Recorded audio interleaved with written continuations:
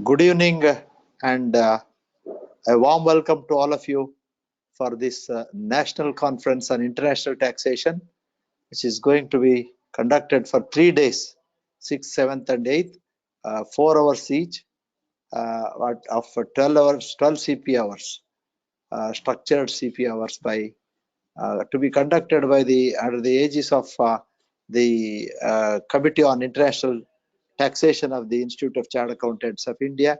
I, the Secretary of SIRC, on behalf of SIRC, the host organization for this program, I very warmly welcome each one of you for this program. This is one of the very important programs today, which is there for 3 days, and I'm happy to be part of this. In the absence of our chairman, Jalpati, I take the pleasure of welcoming you all. First of all, I very warmly welcome the Honorable Vice Chairman of the Committee on International Taxation, CA Nandakishore Hegde sir. Sir, very warm welcome to you, sir. And I would request him to give opening remarks about this program. Before that, I welcome for the first speaker for the day, Sri K. Sudarshan from Chennai. So, a warm welcome to you, sir. And also, I welcome you all the delegates who have been part of this program, despite the busy schedule of the tax audits on the heads. You have been here to be part of this very important program on international taxation. It is very important for the simple reason that we are going more and more global, and Indian CS services are being given to almost all across the globe. Under these circumstances, it is I would request the Vice Chairman of the committee, who is the right person to talk about the international taxation matters, and also the purpose and the objective of this conference. Over to you, Nandakishore, sir. Thank you, Mr. Banaraj. Mr. Banaraj, the Secretary of the SIRC, our colleague, Mr. Sudarshan, has so kindly consented to be the speaker, and whom I always say that these people do the job of PSR, which is called Professional Services Responsibility, because they share the knowledge with all of us, and which is very important. And the SIRC, thank you first of all for calling me to this national conference on international taxation. And as Mr. Pannaraj said, that I'm very happy to see so many people attend, in spite of this being the very busy period of the tax audit filing. And all of us know the troubles we've had to encounter in filing on the portal. And yet I think all of you, just shows that the kind of interest that is there these days in this subject of international taxation. A little bit about the International Tax Committee, which I have been the vice chairman this year, and I've been chairman in a couple of earlier years as well. So the International Tax Committee really aims at, obviously, like all other committees, this committee is aimed at disseminating mostly information on international tax matters to all its members, because I think one of the most important duties of the institute is to also keep its members updated, and that is where we have the entire CPE, or continuing professional education, and also to enable them to discharge their responsibilities to the rest of the world as such, to the tax authorities and to the clients and things like that. So there are some very important responsibilities that we have been assigned, and I think it is very important. It is in that endeavor that the International Tax Committee tries and updates members on a very regular basis with its seminars like these, as well as a lot of publications. We have a lot of publications that have already been published: taxation of expats,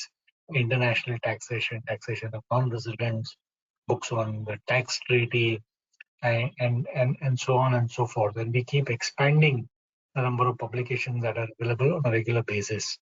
The international taxation, as a lot of you may know, has also a very important course that it keeps conducting on international taxation, and which is very available to members at a very, very reasonable price. And that is because of people like Mr. Sudarshan, who are happy to come to the institute and offer their services to us gratis And that is why this particular course on international taxation, if some of you have not attended, I would seriously recommend that you attend that particular course, which earlier used to be a diploma course.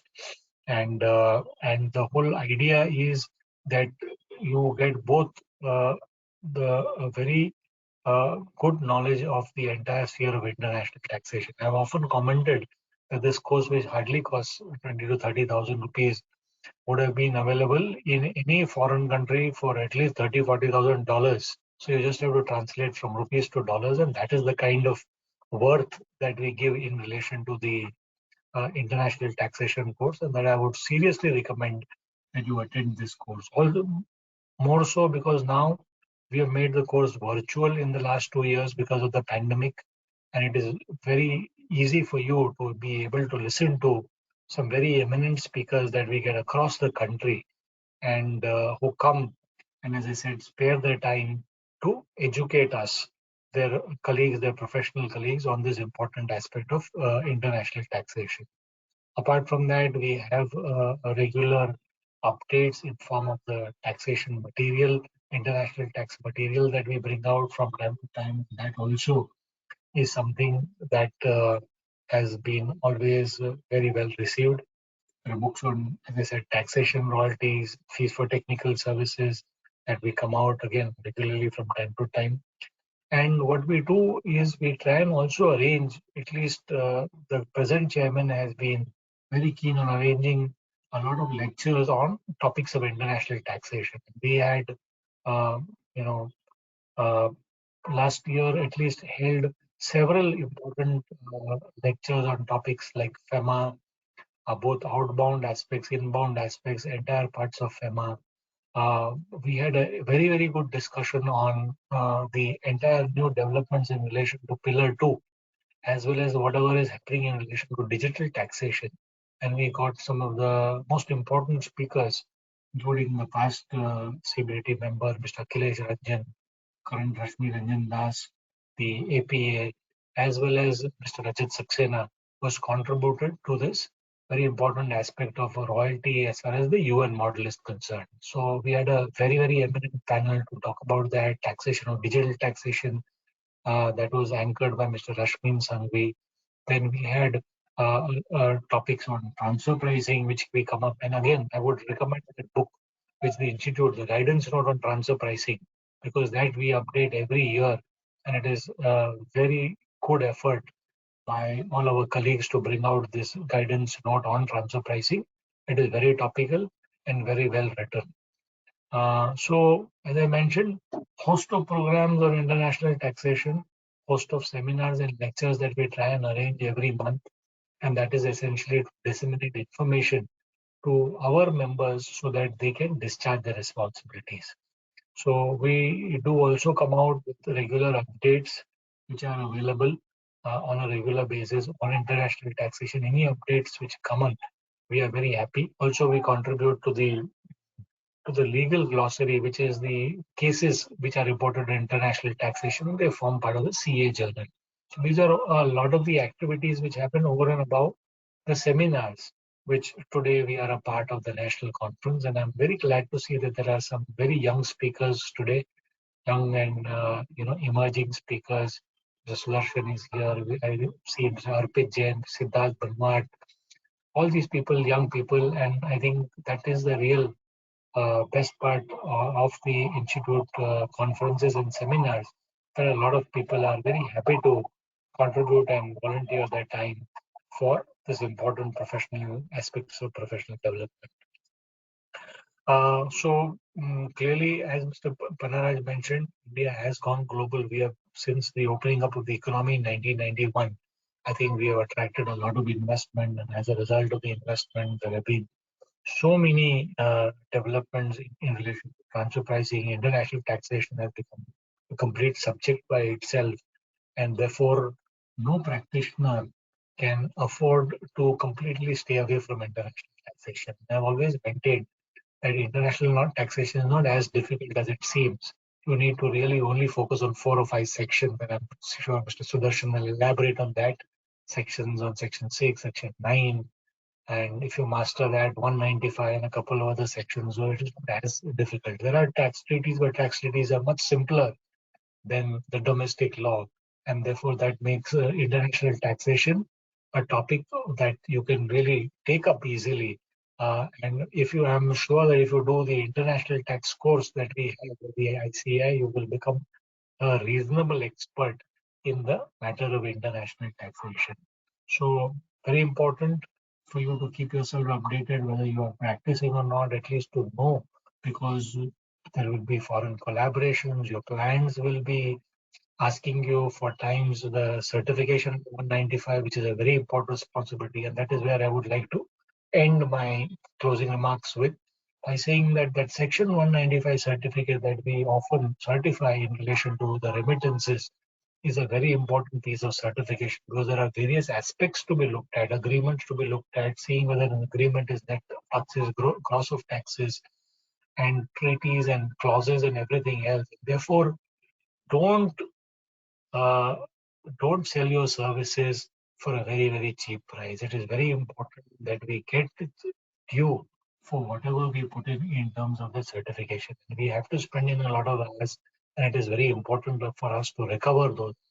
That is one aspect, which is the fees that we must recover in relation to that certificate.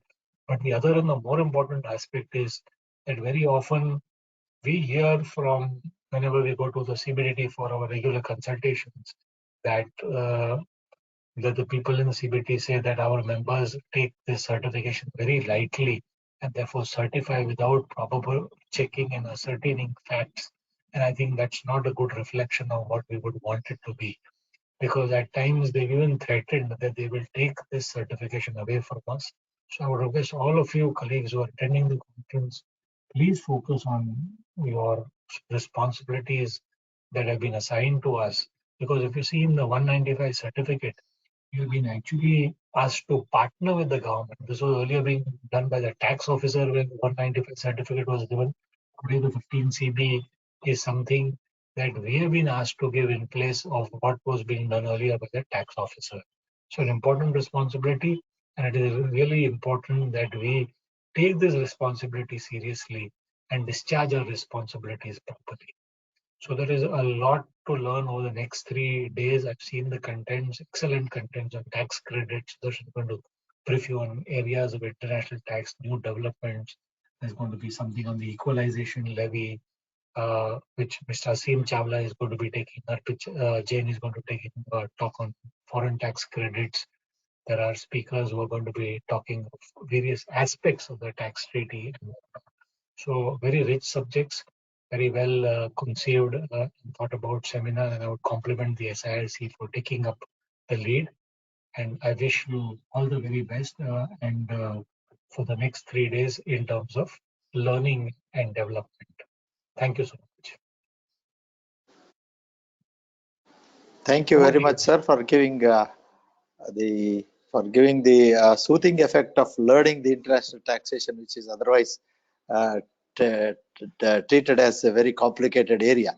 At the same time, you have cautioned the responsibilities that our members have to take up, because the onerous duty of the officers are now given to the CAs for certifying, by giving certification under 195. Thank you very much for this one, sir. We are very happy to be part of this program once again. And I'll take the privilege of introducing the first speaker for the day, Mr. Sudarshan. Sudarshan is a law graduate and a chartered accountant by qualification. As a foundation of international taxation, India scholar. He graduated in Masters on International Taxation Law from Vienna University of Economics and Business. His major areas of focus are in business restructuring, transfer pricing, taxation and regulatory laws, sports and entertainment law, insolvency and data privacy laws. He is a major proponent of dispute containment and promoters non-adversarial settlement of disputes. Has been involved in commercial arbitration, including sports and investment arbitration and commercial mediation for parties in India and outside India. He has advised on various complex cross-border transactions, including mergers and acquisition, foreign and inbound and outbound effective supply chain structuring from a tax and regulatory perspective. He also undertakes policy and research-based projects through a global tax think tank called Global Tax Laboratory, and has many international publications to his credit, and a guest lecturer in various professional institutions across India and Europe. On the personal front, he is a certified cricket Australia coach and manages two NGOs, Saki and Melkote Trust. Melkote provides education for underprivileged and downtrodden kids in rural Karnataka. Saki empowers, educates, and employs transgenders, thereby endeavoring to create an inclusive community. Oh, this is the very illustrious what's called a career of Mr. Sudarshan. Very happy to see you in so many fields, sir. You are really a proud member of our fraternity, and he will be taking you through overview of international taxation, domestic provisions, recent international developments. So this is the topic for the day for Sudarshan. It is a 2 hour session. At the end of the session, the questions will be taken. The members who are attendees, please raise your queries online, and those will be addressed at the end of the session. Over to you, sir. Sudarshan, sir. Once again, a very warm welcome to you. Thank you very much, Mr. Panaraj. Thank you very much to Mr. N.C. Hegde as well, and to the Committee of International Tax for inviting me. And obviously, thank you very much to all the participants, as Mr. Panaraj as well as Mr. Hegde alluded. Despite the busy tax audit schedule and tight deadlines and with the pandemic around, thank you very much for taking time out. And more importantly, on a more lighter note, glad that the India-South Africa test match has been paused because of rain. So that way, personally, there's no sort of distractions of the mind, especially it's a very crucial session happening as well. So thanks to the rains in South Africa as well. On that note, before I go ahead with my topic, Sudarshan, I thought probably because it was so quiet that we had lost the match. Thanks. Sorry to distract you. No problem. So just to reflect on what Mr. Hensegde rightly alluded to, one aspect what at least I have seen, both from a legal profession as well as from the accounting profession, when it comes to Section 195, withholding taxes, there have been instances.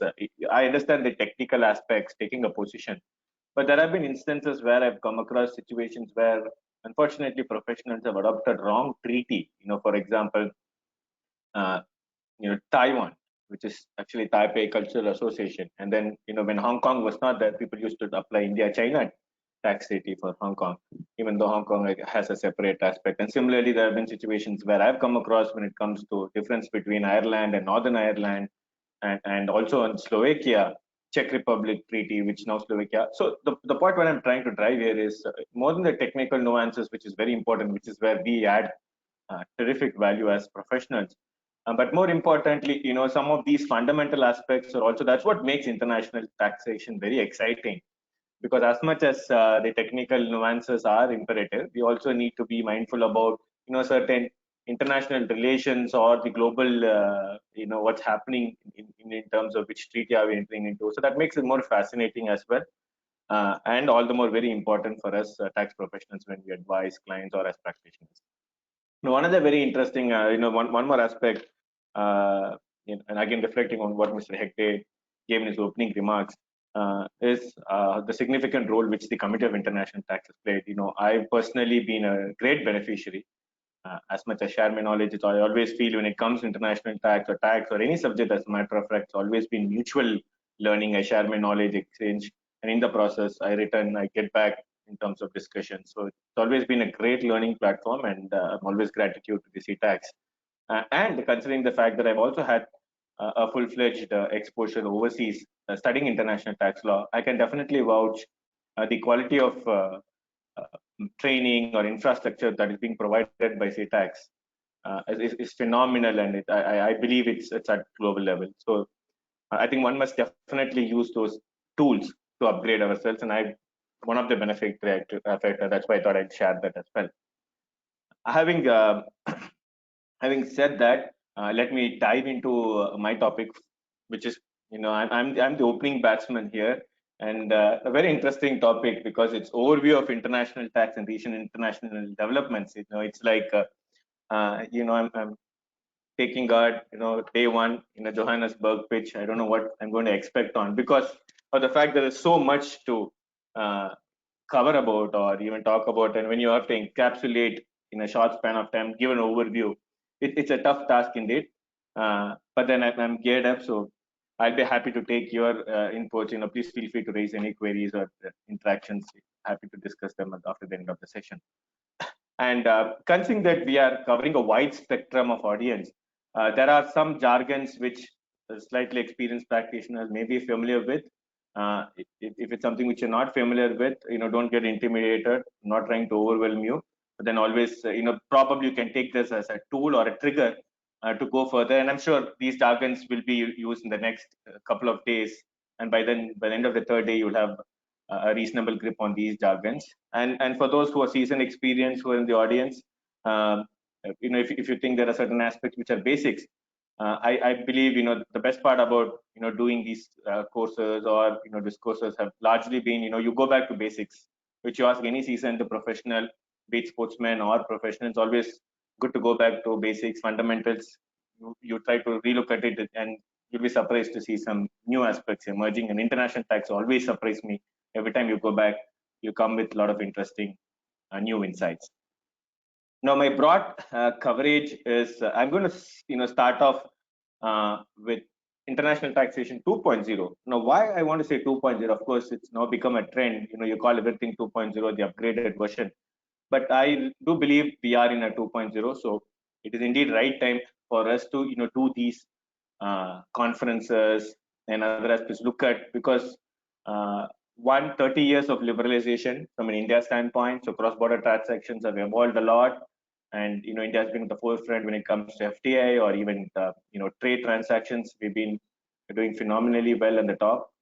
At the same time, when you take transfer pricing, which is almost a 20-year-old law, a lot of things have emerged in the last 2 or 3 decades. Not only on the India standpoint, notwithstanding the fact that we have grown exponentially, but also the fact that Industrial Revolution 4.0 has taken over as the digital economy, to put it in other words.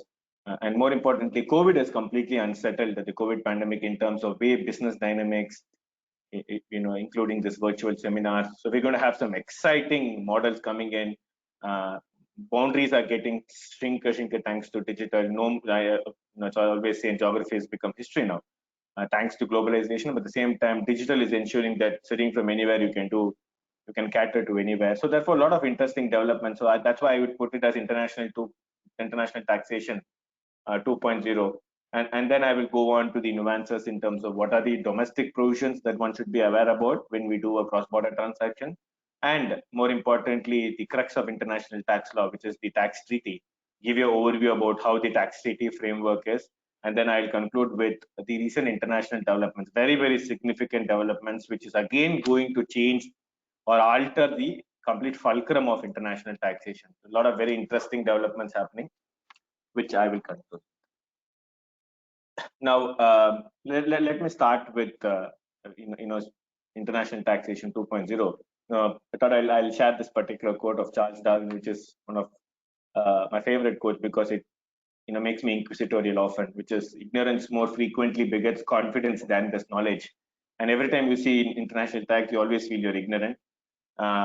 Now, why I wanted to keep it as 2.0 is probably rethink, whatever we have learned, even for those seasoned in terms of international tax, whatever experience, I think we have to rethink. Now, why it is imperative is, the picture in front of you, speaks louder. For example, the one on your left of your screen was the founder of BlackBerry. And unfortunately, he was not ready to adapt to the changes in, what's happening to BlackBerry. But on the other hand, we all know where Apple is. This is despite the fact that Steve Jobs was not very comfortable having an iPhone or put everything in a palm. But then he listened to his employees. And today we know the revolution these companies are making. So therefore, it's imperative that we also look at different way and value add in terms of the business dynamics. Now, having said that, just to supplement further as to why we look at International Tax 2.0, or what is the need to relook the way we've been looking at the international tax or taxation principle as such. One classic example, which I will use it as a metaphor, is this particular case. This was a very prominent 2009-10 judgment, right, Flores, by Kolkata Tribunal. This will start maybe a trigger point for way businesses have evolved and where we are now when it comes to international tax law or international taxation framework. Is in this particular case, right, Flores, which is the case, which is a reported tribunal, Kolkata tribunal judgment. Now, right, Flores was a florist, and he was at that point in time doing online sale of bouquets, flowers within India. This was within India.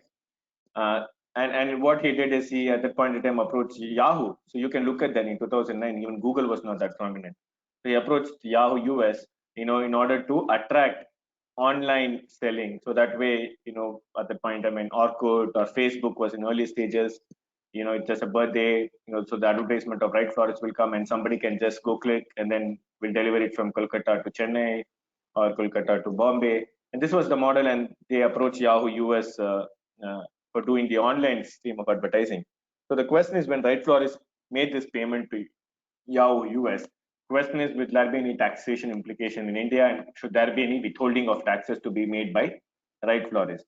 Now, the Kolkata Tribunal rightly came to a conclusion that Yahoo US does not have a fixed office or a business connection or a permanent establishment. These are terms which I touch upon in detail as we go along.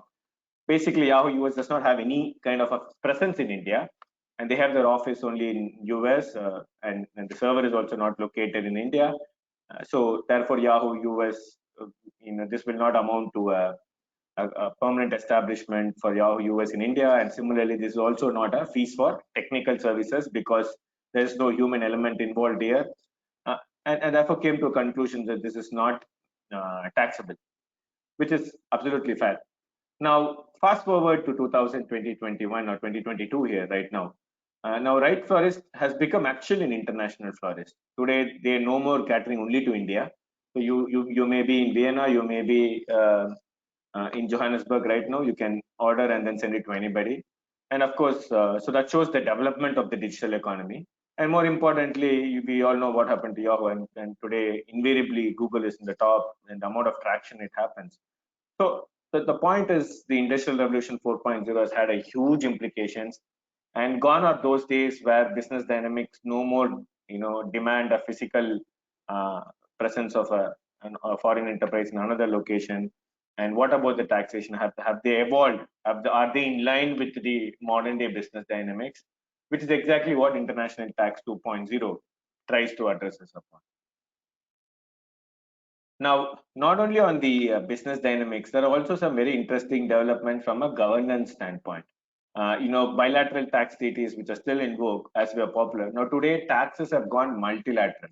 So what I mean by multilateral is, all countries, predominantly 2 or more countries come together. Okay, we accept to a certain norms, similar to a WTO regime, where countries accept together who are all part of the WTO, and so it's applicable mass. Of course, there are some flexibility, which in subsequent sessions speakers will allude to.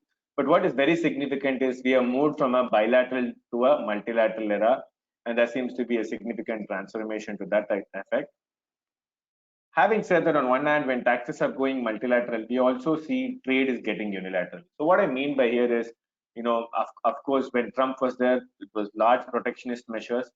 But even now, there are, COVID has also exacerbated this situation. India is not part of RCEP, as you can see. And then China is coming out with its own Belt Road, where it has its own set of countries. So countries are getting unilateral. So this is a very interesting dynamics, because on one hand you have taxes going multilateral, and on the other hand you have trade going unilateral. So you can understand how cross-border trade will evolve.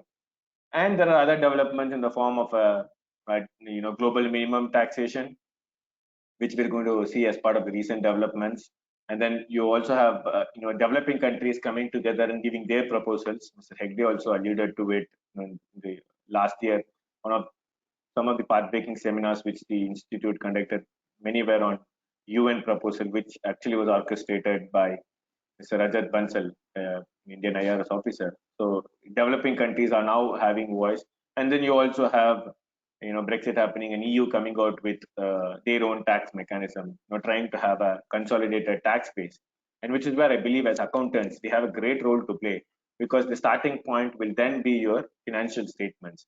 So somehow at the moment the tax and accounting have been working together, but albeit not that interdependent. But going forward with group taxation coming in, with financial statements as the starting point, EBITDA as starting point, so there'll be a lot of synergy happening between accounting and income tax. So with this, let me move on. That the objective was to set the context as to how significant the international tax developments are and where are we heading to. Now, having said that, let's come back to present in terms of what is there in vogue, what is that we are now having, and how do we deal with it on a day-to-day basis as a practitioners. Now, when you say international tax, I personally believe, people ask, okay, income tax, direct tax, indirect tax, do we have something called international tax? Is that a separate levy? No, definitely not. So therefore, to me, it may also be considered as a misnomer. Now, what we refer to international tax law, as it is properly called, is basically international tax aspects of income tax laws of particular countries. So basically, it is at the end of the day, your base remains your domestic tax law. And we're talking about international aspects, which I'm referred here to the cross-border transactions, be it flow of capital, be it flow of services, be it flow of goods. So these cross-border transactions. So essentially, it's nothing but international aspects of income tax law of each country. So this is not a separate area or something very fanciful about it. It's part of the regular taxes, and therefore one needs to be definitely be cognizant about it. And more importantly, with the way global trade is happening, it is not a separate field. One need not get overwhelmed or intimidated by is this a separate field? No, it is not. It is very much part of the income tax law. So therefore, I think that misnomer needs to first, or the myth needs to go. So basically, tax laws are not international. They are actually creations of sovereign states. They are not international. So there is no specific body which comes and says this. Even though that's happening now, it is one bit of it, but eventually it all boils down to the sovereign states coming and designing. So there is no overriding international law of taxation, unlike your WTO law or other aspects. There's no overriding law. So essentially, it is nothing but an international aspect of a country's income tax system. When I put it very simply, it is nothing but an international aspect of a country's international tax. Now, having said that, at the end of the day, the sovereignty remains. What is sovereignty? There are two things that define sovereignty. One is a country's right to tax and a country's right to wage a war. So these are the two aspects. They can coerce you to pay taxes. They will say, if you're not going to pay taxes, then sorry, we're going to take action against you. And they can, and these are the two common features of sovereignty. And they can always, invoke save rich people and invoke war or for military actions. So one of the key features tax is the sovereignty. So country decides because it needs its revenue to in turn redistribute it for its welfare activities and for its people. So having said that, so the nation always, each country, so that's why I say there is no international tax. So somebody cannot design what should be India's tax. It's like I putting budget of Mr. Hegde or Mr. Pannaraj, which is unfair because obviously, they know better what's happening at their backyard and they can prepare their own financial budget. I cannot interfere. So the same right. So therefore, the sovereignty for the country to right to tax its discretion definitely remains. And some country follow different bases. For example, India, majority of the country follow a a residency basis of, or a worldwide basis of taxation. So if you're a tax resident, then your global income is taxed. And we also, go one step and say, if the source is in India, India will also get the tax. This is not only from India; many countries follow this. But another very interesting, model is USA, which goes one step and says, if as long as you're a citizen of India, you have to be taxed. So US and Eritrea are the only two countries in the world which goes on a citizenship basis of taxation. So wherever you may be, you may not be even in USA, but as long as you're USA citizen, you need to pay a citizenship-based taxation. And when it comes to Hong Kong and Singapore, they only focus on territorial. What it means is any income that is earned only in that territory will be taxed.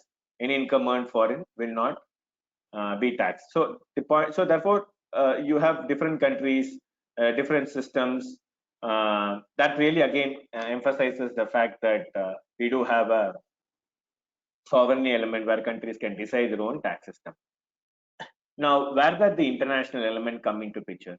The international element, for example, let's take this example to better appreciate, and then we will use this as a catalyst for our discussion.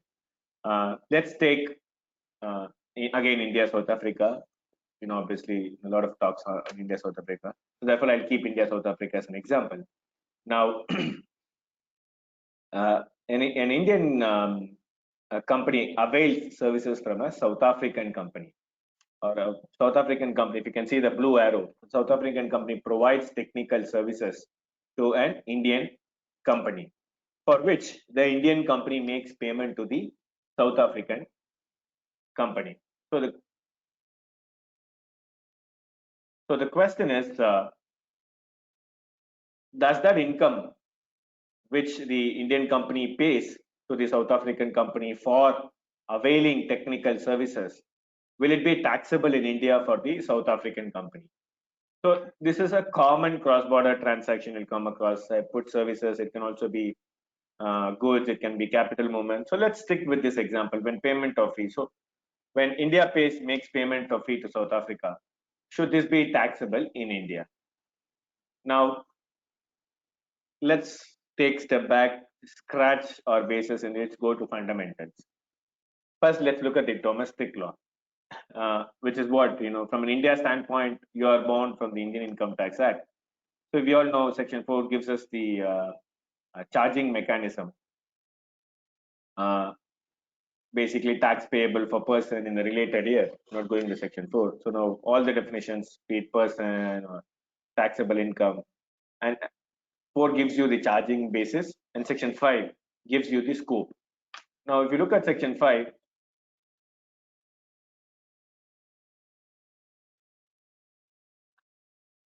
you look at Section 5, the scope of the income is dependent on residential status, for which you go to Section 6.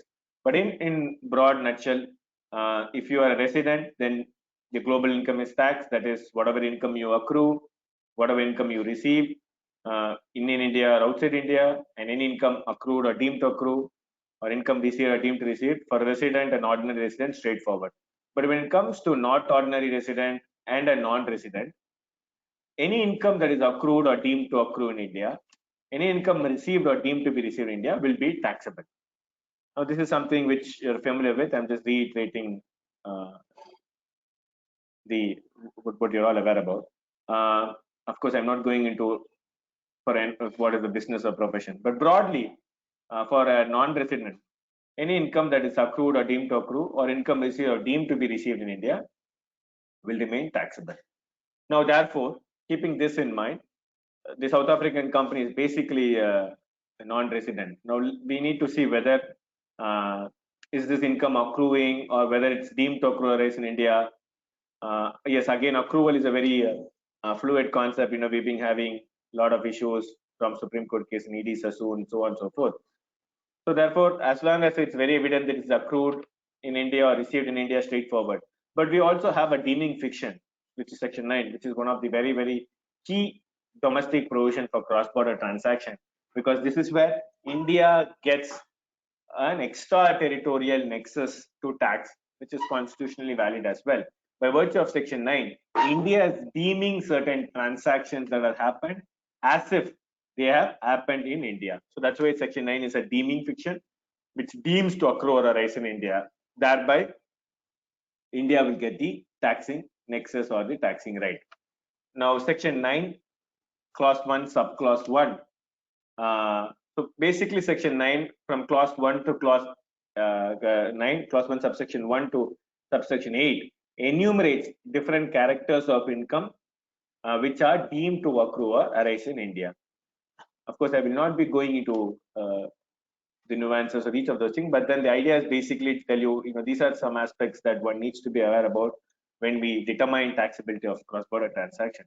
So let's look at first the important aspect, which is 9, Clause 1, Subclause 1.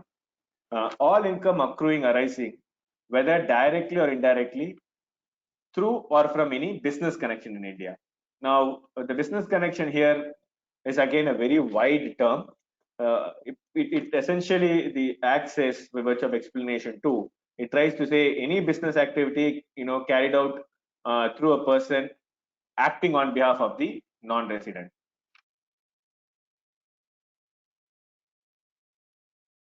Through or from any business connection in India. So therefore, business connection, not sporadic or very rare transaction will not come into, as long as there is any business activity that is being carried on by a non-resident in India on a regular basis, there could be a potential that the non-resident has a business connection in India, and any income that it accrues will arise in India, which is what business connection here tries to enumerate.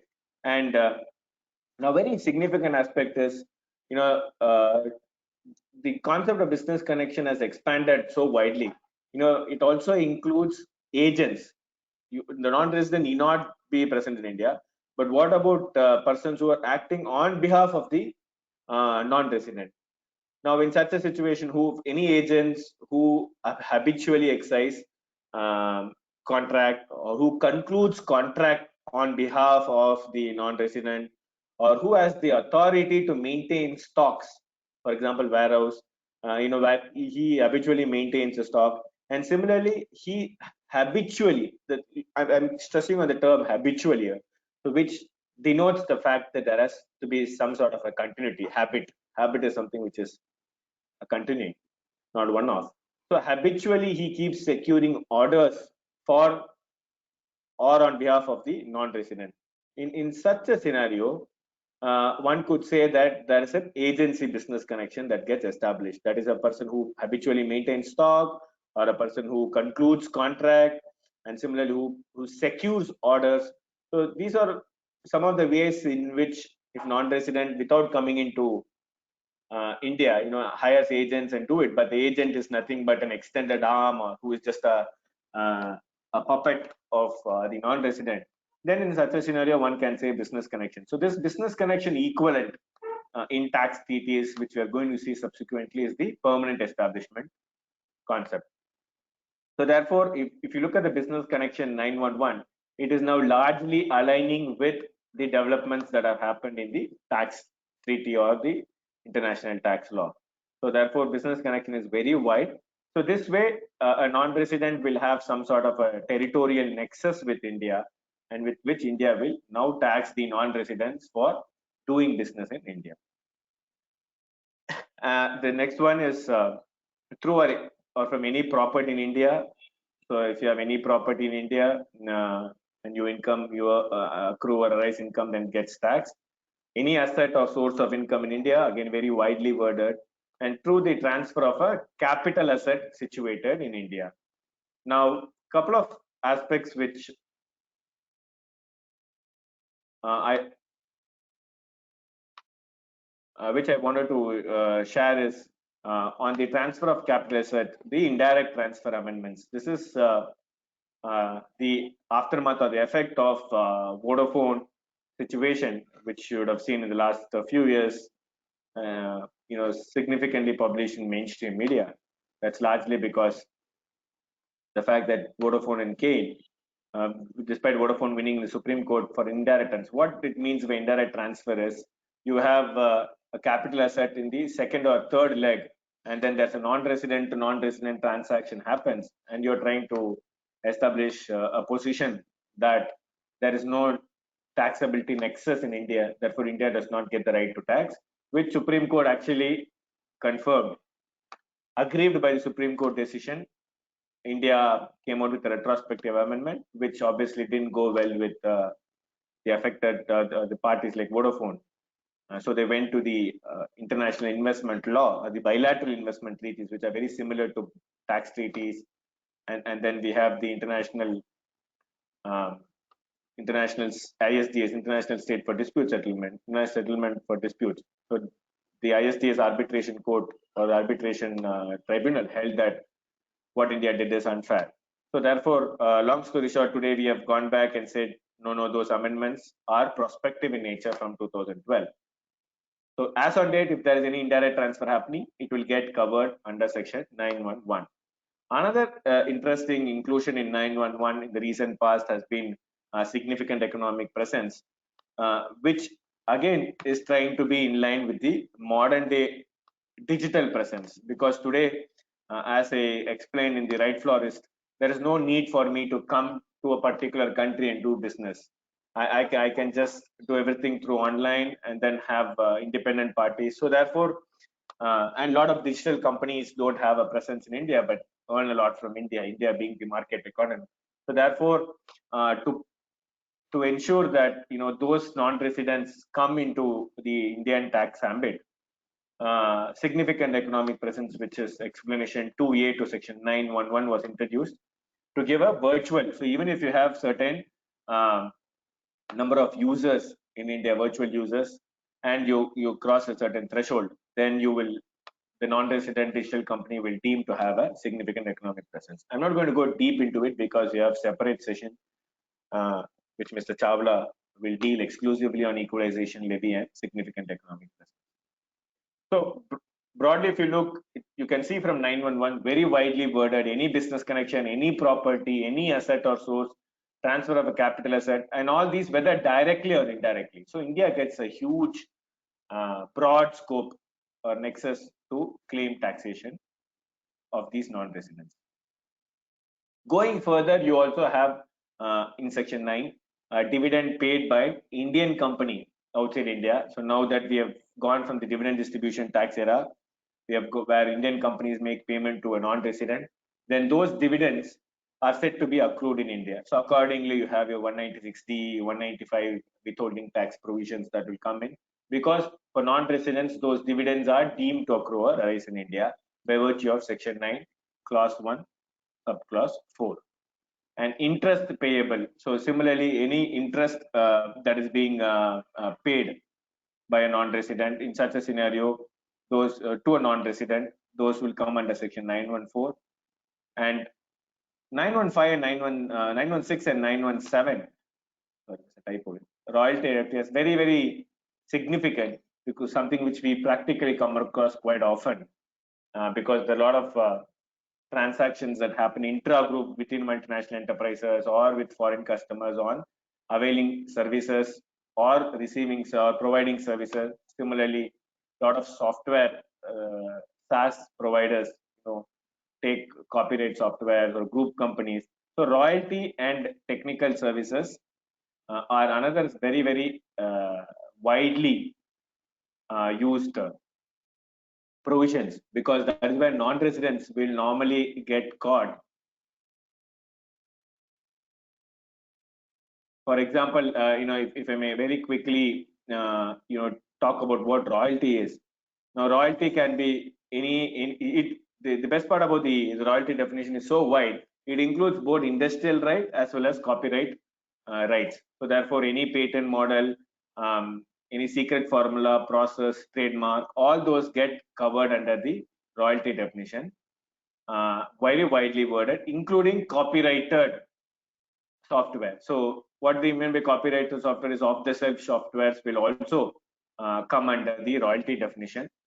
So therefore, if you go to 916, you look at all those explanations, you can figure out that it is very widely worded to cover all sort of transactions where there is a transfer of right, transfer of information, transfer of process, and all those gets captured under the very widely defined royalty definition. Now, when it comes to fees for technical services, again, technical services will include any managerial, consulting, or technical services. There are some friction in terms of what is a consultancy, what is a managerial, but nevertheless, again, FTS is widely used. Now, one very unique thing about royalty or FTS is it is largely in line with the tax treaties. Royalty and FTS 916 and 917 are basically advent from tax treaties. If you see, many capital exporting countries were providing software or providing know-how, sharing information when India was a developing country. We are still a capital importing. So therefore, those countries, included royalty clauses in their tax treaties, and similarly, they also provide services to developing countries like India, which invariably be a manufacturing hub or a captive center or R&D center because of low cost of resources. So therefore, royalty and FTS are treaty inspirations. So they were largely, when it was introduced in 1976, so royalty, they were largely in line with the treaty definition. But over a period of time, through various jurisprudences and, way the country was growing, the royalty definition got expanded in the Domestic Act. Now, do we have similar corresponding amendments in royalty definition of the treaty? No. We will look into that. Same goes for fees for technical services. Again, evolution of FTS has been very significant. Today, the 917 says that the service recipient need not be present, or the services it can be rendered even from outside India. It need not be utilized in India. So we had all the the Ishikawa-Jima cases got overruled. So therefore, nexus has come in such a manner where any services that are even rendered from outside India without even coming to India will get caught in the fees for technical services ambit. Again, extraterritorial in nature, but then well within the legal framework. So if there are any royalty, any FTS transaction, one needs to be mindful about and then look at these respective provisions to see if it will attract the domestic tax law provisions. Another very significant amendment recently has been, this is basically to plug tax evasion or tax abuses, where any gift by resident to non-resident, previously, section 5, until this amendment came in, 56 to 10, 56 clause 2, subclause 10, did not cover non-residents. So therefore, to plug, to avoid residents giving gift to non-resident claiming that these gifts are accrued outside India, to plug such an argument, they now made as a deemed to accrue or arise in India. So broadly, if you look at section 9, business connection, you have capital gains as well through transfer of a capital asset. You have dividends, you have interest, royalty, FTS. So all these give a deeming effect, thereby a non-resident, once it satisfies any of these provisions enumerated in section 9, it will have to suffer tax in India. Now coming to our main example, which we use as catalyst. So now if you see what happens here, so we have seen the services rendered by a South African company to an Indian company. Now 917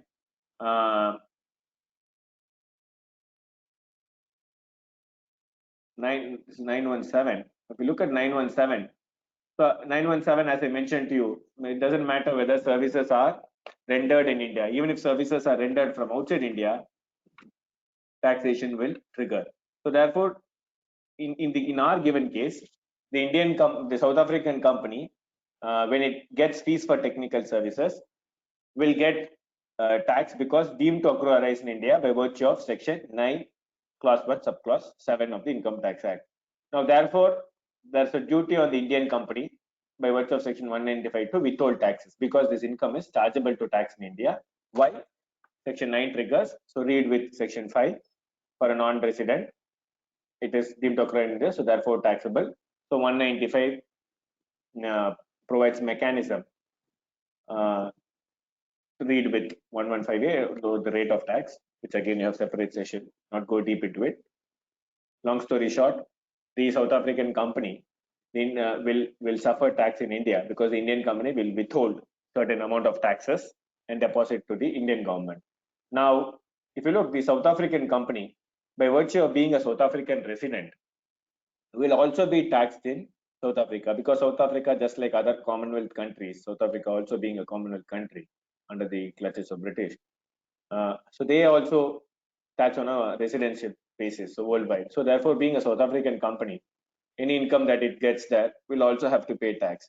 So now, if you look, India company will also take a bite in the cherry, wherein India government will say, look, it is deemed to occur as India, you need to pay taxes, being the source country, because India is the source with which you have earned an income. So therefore, India deserves the right to tax, and we have legal mechanism to do that.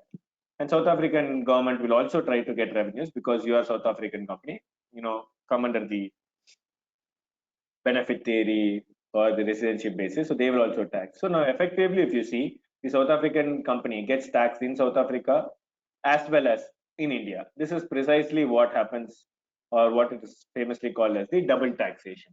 So from a corporate standpoint, they have to suffer tax in India as well as in South Africa. Thereby, it hits upon their margin as well. Now, what are the ramifications? So what South African company will do is, okay, no, let's not do any services to India, because the Indian government levies tax. So let's do, and this is the same. South Africa, India are only examples here, illustrations. It is throughout the case with other countries as well. So which means then countries will have to do only domestic transactions, but that is not the objective of globalization or multilateralism. So therefore, you need to have countries doing trade with each other, because it benefits, and there is movement of capital as well. So that is why now what happens is, to avoid these double taxation, you get into the tax treaties, which is the international tax law. But before I go into different types of double taxation or into the international tax law framework, I would also want to mention specifically here that we looked up Section 9 in terms of the domestic cross-border transactions from a domestic transactions, in terms of domestic act, what are the taxability. There are also other provisions which gives benefit to non-residents. There are some exemptions available. If you go to Section 10, your 10 clause 6.6, short stay exemption, there are NRE exemptions available. So it is not that there's always tax. Due to certain policy reasons, non-residents also get some sort of a benefit in terms of exemption available. So when you look at a non-resident taxation, it is not only Section 5 or Section 9 or even Section 115, 115 BBA, where taxation of sports persons are enumerated. There are also certain exemption provision in 10 clause 6, 6C, 6D, 10 clause 8A, 10 clause 8B. I'm just giving an overview. So point is, you should also look at Chapter 3 of the Income Tax Act to see if there are any specific exemption available to non-residents or foreign companies. SIRC fund, for example, top of mind, was exempted. You also have recently, International Financial Service Center, the Gujarat gift, there are exemptions. That is there. Abu Dhabi investment 1023 FE. I'm just giving an overview. So therefore, there are exemption available in the Chapter 3, which one needs to be aware about before arriving at before going to Section 9. Because Section 9 is so wide, one would presume that everything will get taxed, but then Section 10 gives some breather. Similarly, there are other provisions that have an impact on cross-border transactions from a domestic income tax perspective, which is presumptive taxation. Similar to our 44 AD, ADA, we do have presumptive taxation for non-residents. 44B is one aspect where you can compute profit and gain for shipping business. So there are some mechanisms that is given. So one should also, once a non-resident gets a PE or a business connection, you can try to avail tax benefits from these presumptive available under 44BB, 44 DA, 44 BBA, which is for certain specific sectors like operation of aircraft, getting royalty FTS. You can go under presumptive taxation. That is for a non-resident company which has a permanent establishment or a business connection. And if they earn royalty FTS, then they can go under presumptive taxation as well. Similarly, any deductions that can be available for non-resident. So you can also, one should also be mindful about those provisions. Again, for paucity of time, I'm not going into it, but you do have presumptive taxation for non-residents, similar to how we have presumptive taxation for residents. One more very quick aspect which I want to touch on the domestic taxation is the 115, which is chapter 12A, that is specifically prescribed for non-resident Indians. So non-resident Indians also get certain benefit in terms of taxability on their investment income as well as their long-term capital gains. So 115G, when they did not file tax returns. So chapter 12A gives specific mechanism for non-resident Indians who want to avail.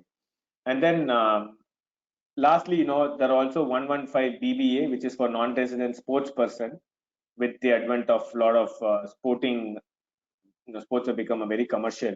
IPL players, they all come under 115 BBA or your Pro League or in Indian Super League. So one would encounter such a situation where we would have to pay to foreign non-resident sports person, journalists, commentators, umpires. So one will have to look at 115 BBA in such instance. So there are certain specific ways in which Chapter 12 enumerates how you tax non-resident. So therefore, just to give a chain, Section 5 talks about scope, Section 6 talks about residential status, where you determine the residential status, whether you're non-resident or resident.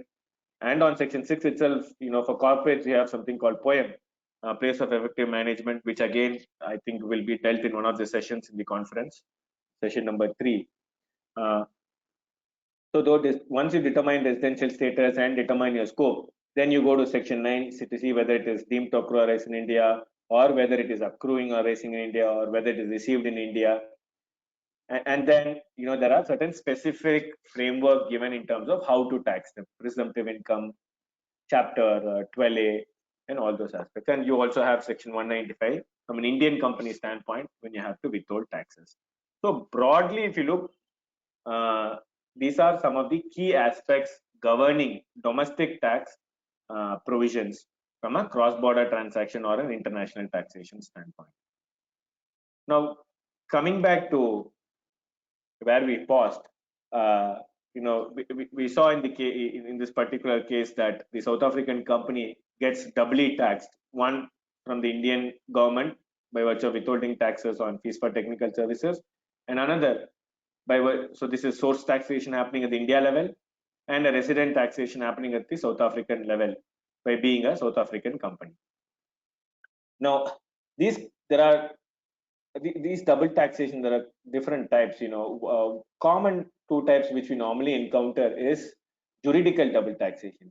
What do you mean by juridical double taxation? This is juridical double taxation. That is same income, FTS, getting taxed in both the countries, once in India and once in South Africa. So this is same income getting taxed in two jurisdictions. That's why it's called juridical double taxation. Another is economic double taxation. Economic double taxation is basically same income but getting taxed in the hands of different persons. For example, had these been group companies, transfer pricing, let's assume South Africa, Indian company or group entities. In such a scenario, if the Indian company tax authorities feel from a transfer pricing standpoint, they reduce these fees. So there will be an addition in India, and then in South Africa also there will be an increase. So South African company will pay additional taxes.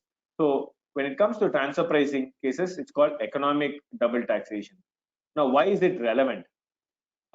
If you normally see tax treaties, which we are going to look at, they only relate to juridical double taxation.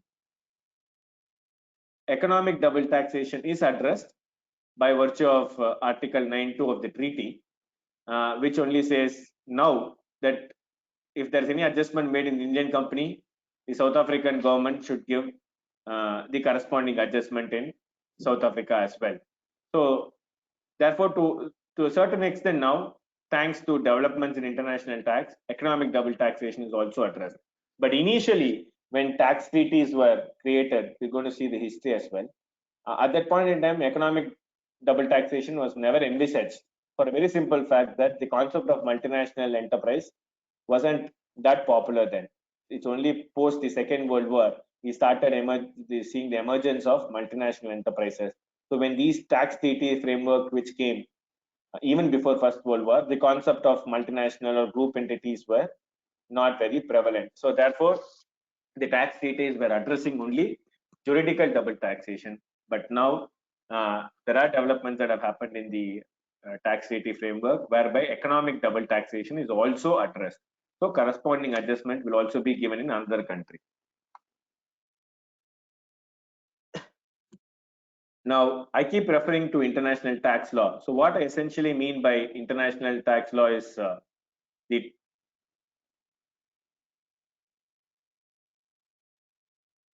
the tax treaty. That is basically what this international tax law does is international taxation traditionally, I'm taking this definition from OECD, refers to treaty provisions relieving international double taxation. So why am I trying to highlight this particular point is the international tax law, again, I want to emphasize that they are not a separate charging mechanism. They don't. So that's why if you see the definition, refers to treaty provisions relieving international double taxation.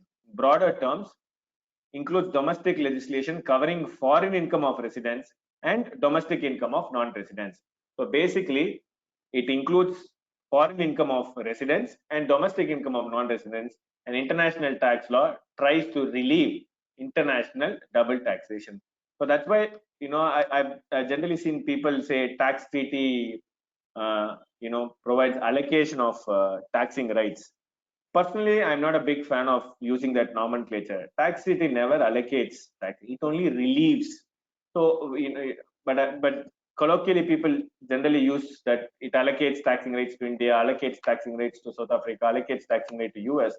But rather, I would put it this way: it only relieves the taxing rates than allocates, because international tax law or international tax is not a separate charging mechanism as such. The tax treaty can never create a new taxation. It's only a domestic law which can create a tax.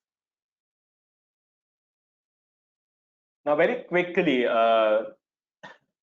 international tax law comes as part of public international law. Now, why am I referring this? Because normally when we see contracts between two Indian enterprise and a foreign enterprise, those contractual disputes will come under private international law. Private international law basically handles disputes between two parties, two persons, A and B of different citizens getting divorced, or A marrying in a different location, or A Chinese resident gets murdered in Australia. In those kind of situations, private international law will come into. But when it comes to taxation, it comes as part of public international law, which means the international tax law happens between two states, that is two countries. So they get together. And this is a very old concept. Even during the Indian Vedic period, we had a concept of international law. So which at those time was nothing but everything happens through good faith and trust. So these were previously called the friendship, navigation, commerce. Even very olden period, 6000 BC. So we used to respect and we go by trust, or they call it good faith. Over a period of time, those norms or cultural norms have transliterated or transposed into legal mechanisms. So that's how we have these international laws. Public international law is all about agreeing with each other and then on a good faith basis. Now there are four elements. We are primarily going to focus on treaty, because treaty is one of the element of public international law, and Today, international tax law is governed by tax treaties. Now, what is a treaty? Now, treaty is defined under Article 2 of the Vienna Convention on Law of Treaties. The Vienna Convention on Law of Treaties can be said to be the guiding norm as to how treaties should be interpreted. Now, again, why am I mentioning this? How is it relevant? It is very relevant because as professionals, I believe today we will, in a cross-border world and with a lot of agreements happening, it is important we have a understanding on the Vienna Convention law of treaties. Because that gives you a guide as to how one should interpret tax or interpret any treaties. It's not only on tax law I'm talking about, even bilateral investment treaties or your WTO framework, Kyoto Climate Convention. Today, there's so much traction happening or activity happening in the ESG space on sustainability, and we have climate convention. So the lot of conventions that is being entered, free trade agreements, your regional economic partnership agreements. You also have nowadays something called Digital Economic Partnership Agreement, DEPA, which countries are starting to enter with each other, how to share data. So now for all these things, as professionals, some way or the other, we may have to look into these treaties as well before we advise our client or when we practice. So therefore, VCLT becomes important, and treaty is defined under Article 2 of the VCLT as any international agreement concluded between states in written form. So, some of the examples are UN Charter, your WTO Marrakesh, Kyoto Protocol, multilateral instrument, which is part of the international tax law. In the next session by Siddarth, who will deal in depth on MLI, I'll also touch upon it. So we are from bilateral. This is where I mentioned the beginning, from bilateral to multilateral. So today we have, when it comes to international tax law, one needs to look at the double tax treaty, bilateral treaty, as well as the multilateral instrument which India has entered. So therefore, and going forward, we are going to see some more multilateral agreements in the international tax space. So there are going to be a lot of agreements that we need to, we'll be referring to. So that's why I thought it's important we understand how these treaties are interpreted and what is the guiding force. There's also a mutual administrative or tax cooperation. There's automatic exchange of information, the treaty which India has signed. So that's how India gets information on, recently we had this Paradise paper leaks or the Panama paper leaks. By virtue of this multilateral convention, countries have started to exchange information with each other regarding the financial information that they possess with regards to tax residents of the other country. So these are all a part of the treaty framework or the public international law, which is governed by the Vienna Convention on Law of Treaties. And one very significant clauses that one need to look at this, the Article 26, 30, 31, 32. 30, 31, 32 talks about the principles of interpretation, which Siddarth will also further dwell upon in the next session. And Article 26 is the fundamental, which is all treaties should be entered in good faith. So everything is, so VCLT is nothing but codification of the customary norms. In those days, it was called gentleman's agreement or honor code. I'll believe you, you believe me. But now today, since everything has to be done in black and white, VCLT tries to codify them, all those customary norms. So fundamental essence of any treaty is it is entered in good faith that no one will violate those, whatever they've agreed to.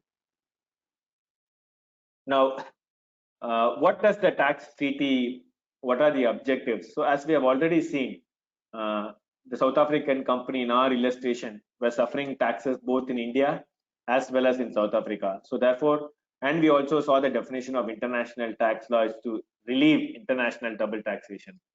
But it is not only elimination of double taxation, there are also other objectives for which, so this is again shows the evolution of the international tax law or the tax treaty framework.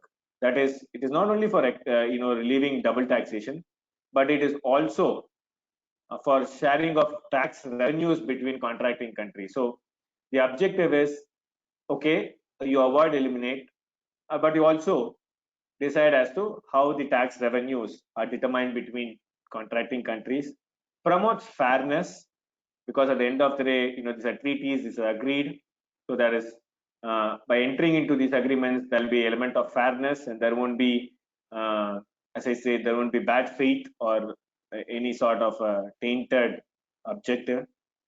More importantly, promotes cross-border trade. This is very important because today we know how much,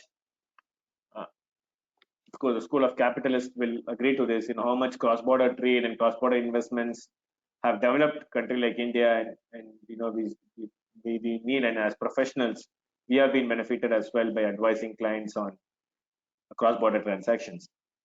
So treaties give clarity, give the certainty, so therefore it promotes cross-border trade. Exchange of information to combat tax avoidance, tax evasion. This is again very important from a practitioner standpoint, from a user standpoint.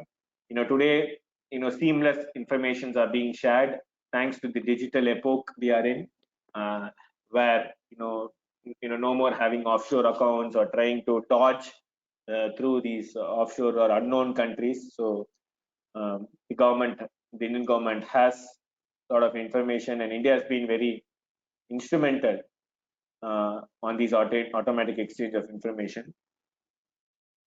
Now, very recently, these treaties through the MLI, which I already alluded to, and which will be discussed in detail in the next session. The multilateral instruments also goes one step, because what has happened is when International Taxation 1.0 came in, these tax treaties were unfortunately used by tax dodgers to avoid taxation. It's not about avoiding single tax, avoiding double taxation, meaning it becomes complete double non-taxation. So a lot of tax havens got mushroomed in the process. Tax havens are those tiny island countries where they don't tax, but they accommodate you. They have a favorable or a nil tax climate. So these countries and multinationals, through their extensive structure, were using through their supply chain model, to so and so terms, tax efficient supply chain, if they put it that way, trying to in the guise of optimizing tax or mitigating tax. Unfortunately, certain tax dodgers went few steps ahead, and it became double non-taxation. And this became a huge issue post the subprime crisis in 2009 after the Lehman Brothers. One of the fallout or aftermath or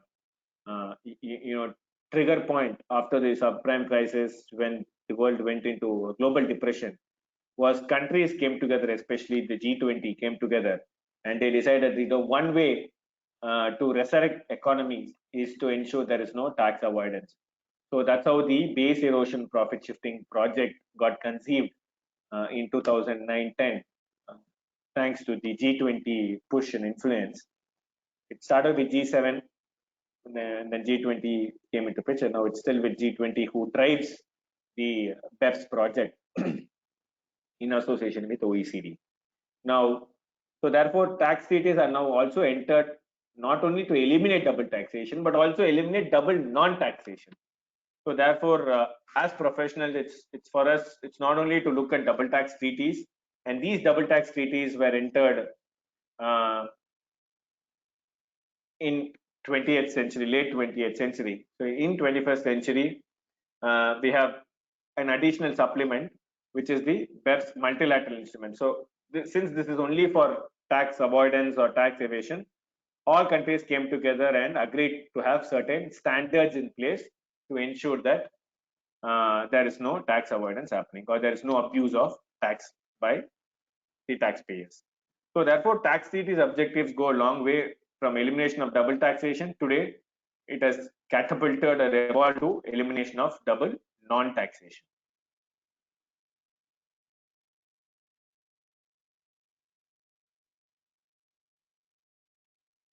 Now, what does these tax treaties achieve? Look from a government perspective, we have already seen the objective, but from a government standpoint, it's an agreement to limit, how much, so that there is no, again, see, when I talk about tax abuse, the tax abuse is not only from taxpayers. Sometimes states also abuse by being hyper aggressive, by wanting to, extract as much as tax from non-residents.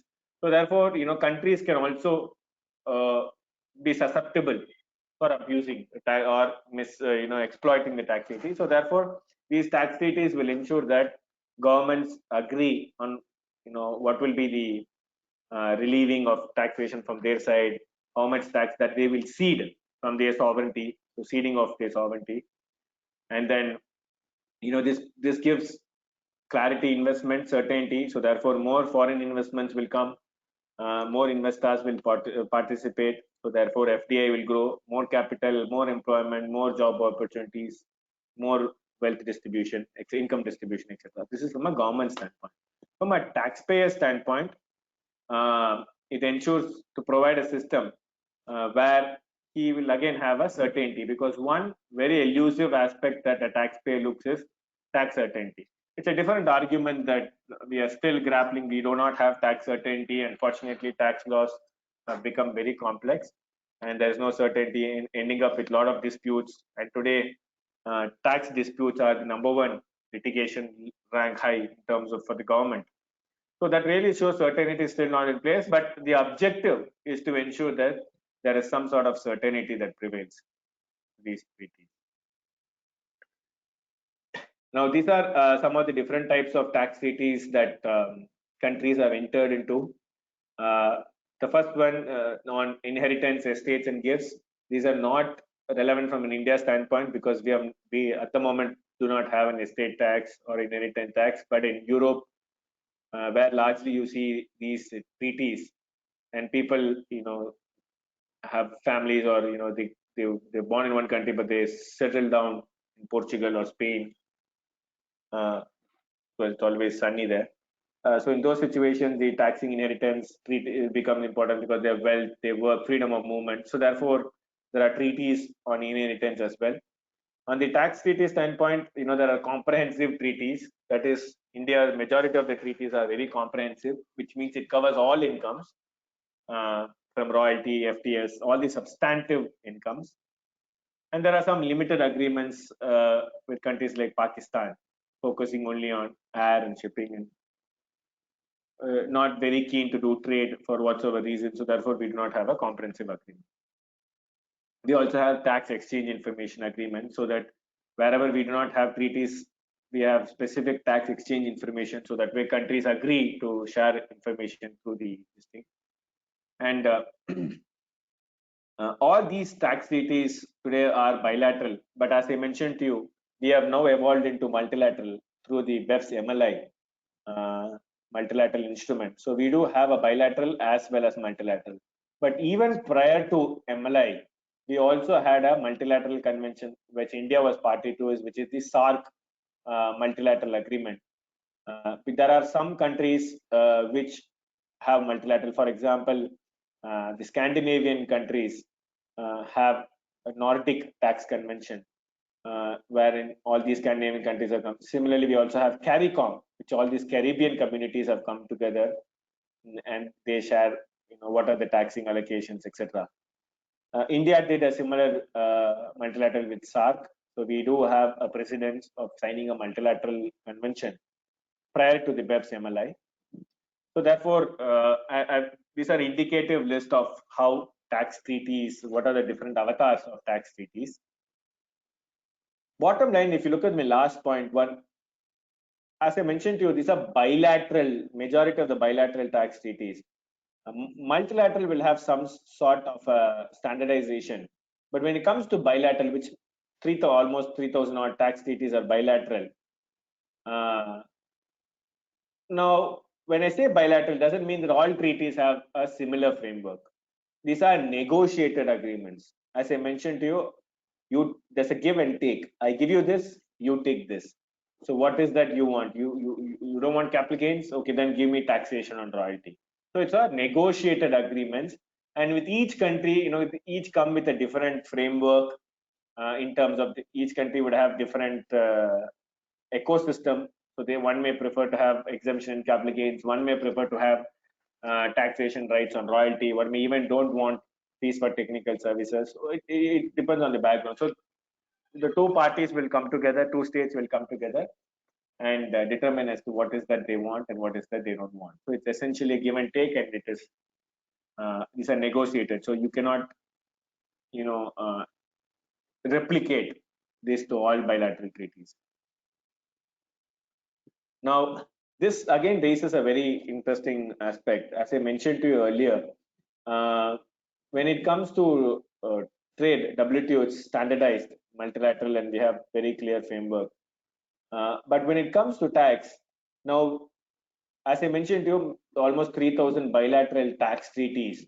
So India enters with 100 odd countries, so similarly each country. And we do not have a similar WTO type for international tax law. Or to put it in other words, we do not have a world tax organization which governs. For example, take your customs HSN, which also recently got revised. These are all framework created by the World Customs Organization way back, which India is a party to it as well. So therefore, all these HSN codes are harmonized, standard, and there are no confusions to it. But when it comes to taxing, these are bilateral. You have a different framework because it's bilateral, each negotiation happens.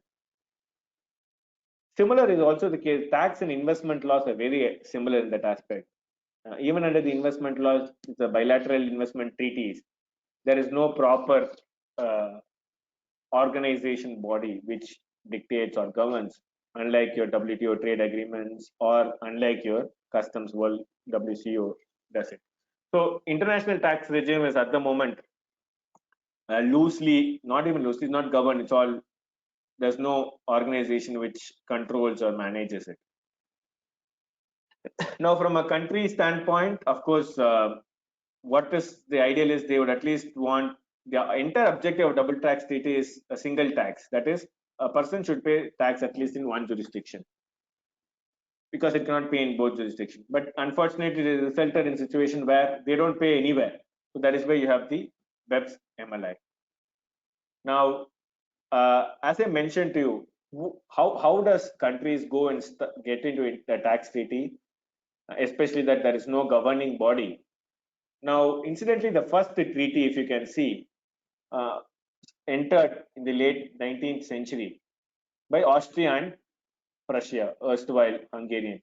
So therefore, the point what I'm trying to drive is that treaty, which was in German language, was used as in fact, if you technically go, you have to go to 1860. A treaty between two German states was actually the first model treaty that was entered, because at that point in time, Germany got converted into a federal state. So people started to move between states and were doing a lot of agricultural income. So therefore, states started to enter into tax relieving agreements. So country-wise, Austria and Prussia was the first to do. And that treaty is used as a model template even now. If you look at specific clauses in the Austria-Prussia Treaty, especially Article 15 and Article 16 of the tax treaties, Article 15 especially, dependent personal services, is still there in many of the treaties. Exact words which was entered in 1899, late 19th century. And today, we are in a world where we are talking from work from home. I'll come to that. But the point I'm trying to say is these tax treaties today, which we have, are actually a very outdated and archaic treaty, which was actually ideal for a first industrial revolution and not for industrial revolution 4.0. Nevertheless, so that is where we have evolved, and that's why I say today we are to international tax 2.0. From an India standpoint, we took our first steps to have a double tax treaty through 1939 before independence, and then OECD, which is basically a European countries organization for economic cooperation development, which has around 37 countries, largely from Europe. Then US joined in, and then we have Japan, Korea. So it's basically a developed economy club, to put it in a very loose term or in a slang. And then you also have UN came in later. Now, actually, United Nations, which should have been the ideal body because it has around 195 member states. So UN also started doing work on tax treaties. But before UN, OECD started to do. The reason why UN got up late was UN, which was erstwhile known as League of Nations, was actually set up for peace. So UN was busy, post the Second World War, in a lot of other civilian wars that were happening, and many states got out from colonialism, including India and quite a lot of South Africa. So therefore, UN was busy focusing on the security framework and other aspects. So they caught up late on the treaty model. But whereas OECD, the European countries club and developed economy club, they started working on double tax model convention. Of course, US also has its own model. So broadly, these are the three models. Now, why are these models? If you see, these models are taken as a starting point for discussion by countries. Now, OECD model, as I mentioned to you, it's basically developed countries club. So if you see, many of their model advocates taxing rights for residents. That is, they are capital exporting countries. So they will advocate residence-based taxation because capital go from their country, capital exporting economies, and so they advocate residence principle. But whereas, take developing countries are invariably, because they are all coming out of colonialism and, they're poor, already all their money has been scrambled by the colonialist countries. So therefore, they are all capital importing. They wanted to build their state or country. So they were looking more for foreign investments. So UN model largely advocated source-based taxation. The idea of UN was to compete against OECD. So that way, there is some sort of a balance between capital exporting and capital importing. The fact of the matter is, unfortunately, UN could not compete with OECD. So that's why today we also, again, very loosely say there is tax colonialism that is going on by the capital exporting countries. They still rule the roost. But of course, things are slowly changing. We will look at that as we go further. So different types of models are OECD model, UN model, and as I mentioned to you, OECD focuses more on capital exporting, so they are more residence based. The idea of UN is to ensure that they act as a guide for developing countries when they enter into treaty with developed. Because what is a negotiation? Negotiation should be two parties should have give and take. But what happens in negotiation if you are in the balance of power, where the power is with the developed country, and you badly need money as a developing country, you succumb to their demands. So therefore, eventually, you will have to cede or concede your taxing rights, which then becomes more taxation for residence-based and very little for source countries like India or any developing economy for that matter.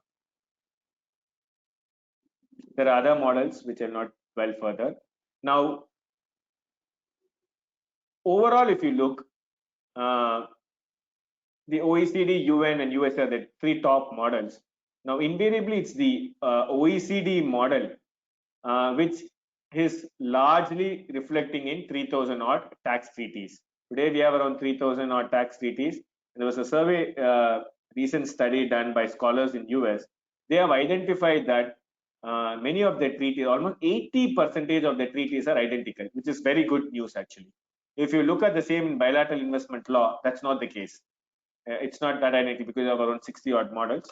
But at least from a tax law, there's some sort of a consistency because 80% of the treaties are identical. And many of the treaties are largely influenced by the OECD model, which again shows the fact that it's the developed economies which are ruling the roost.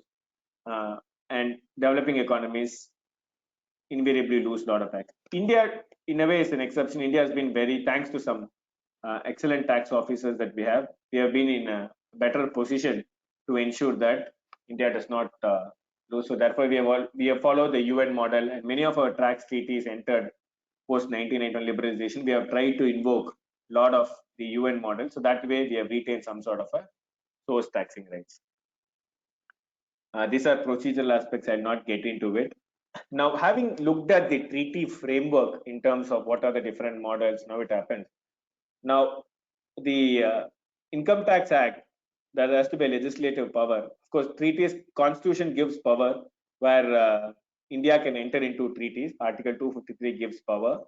And the Income Tax Act through Section 90 gives these powers to the CBDT to enter into bilateral tax treaties. And Section 90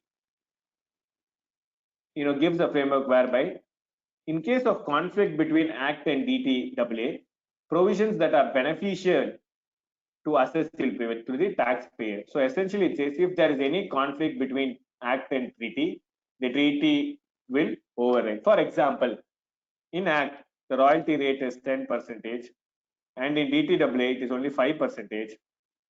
I can opt for DTAA rate. So basically, whichever is beneficial to assessee. Let's take a situation in Act, it is taxable, but DTAA gives an exemption. That is, capital gains is not taxable in India. It only just that the taxing rate is with Mauritius. Example. So in that case, I can choose DTAA and not tax at all.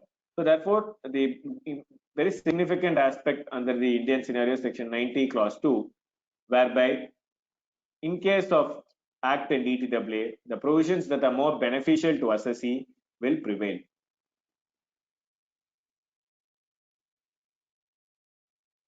So essentially saying, I can choose whichever I want, as long as that is beneficial to me.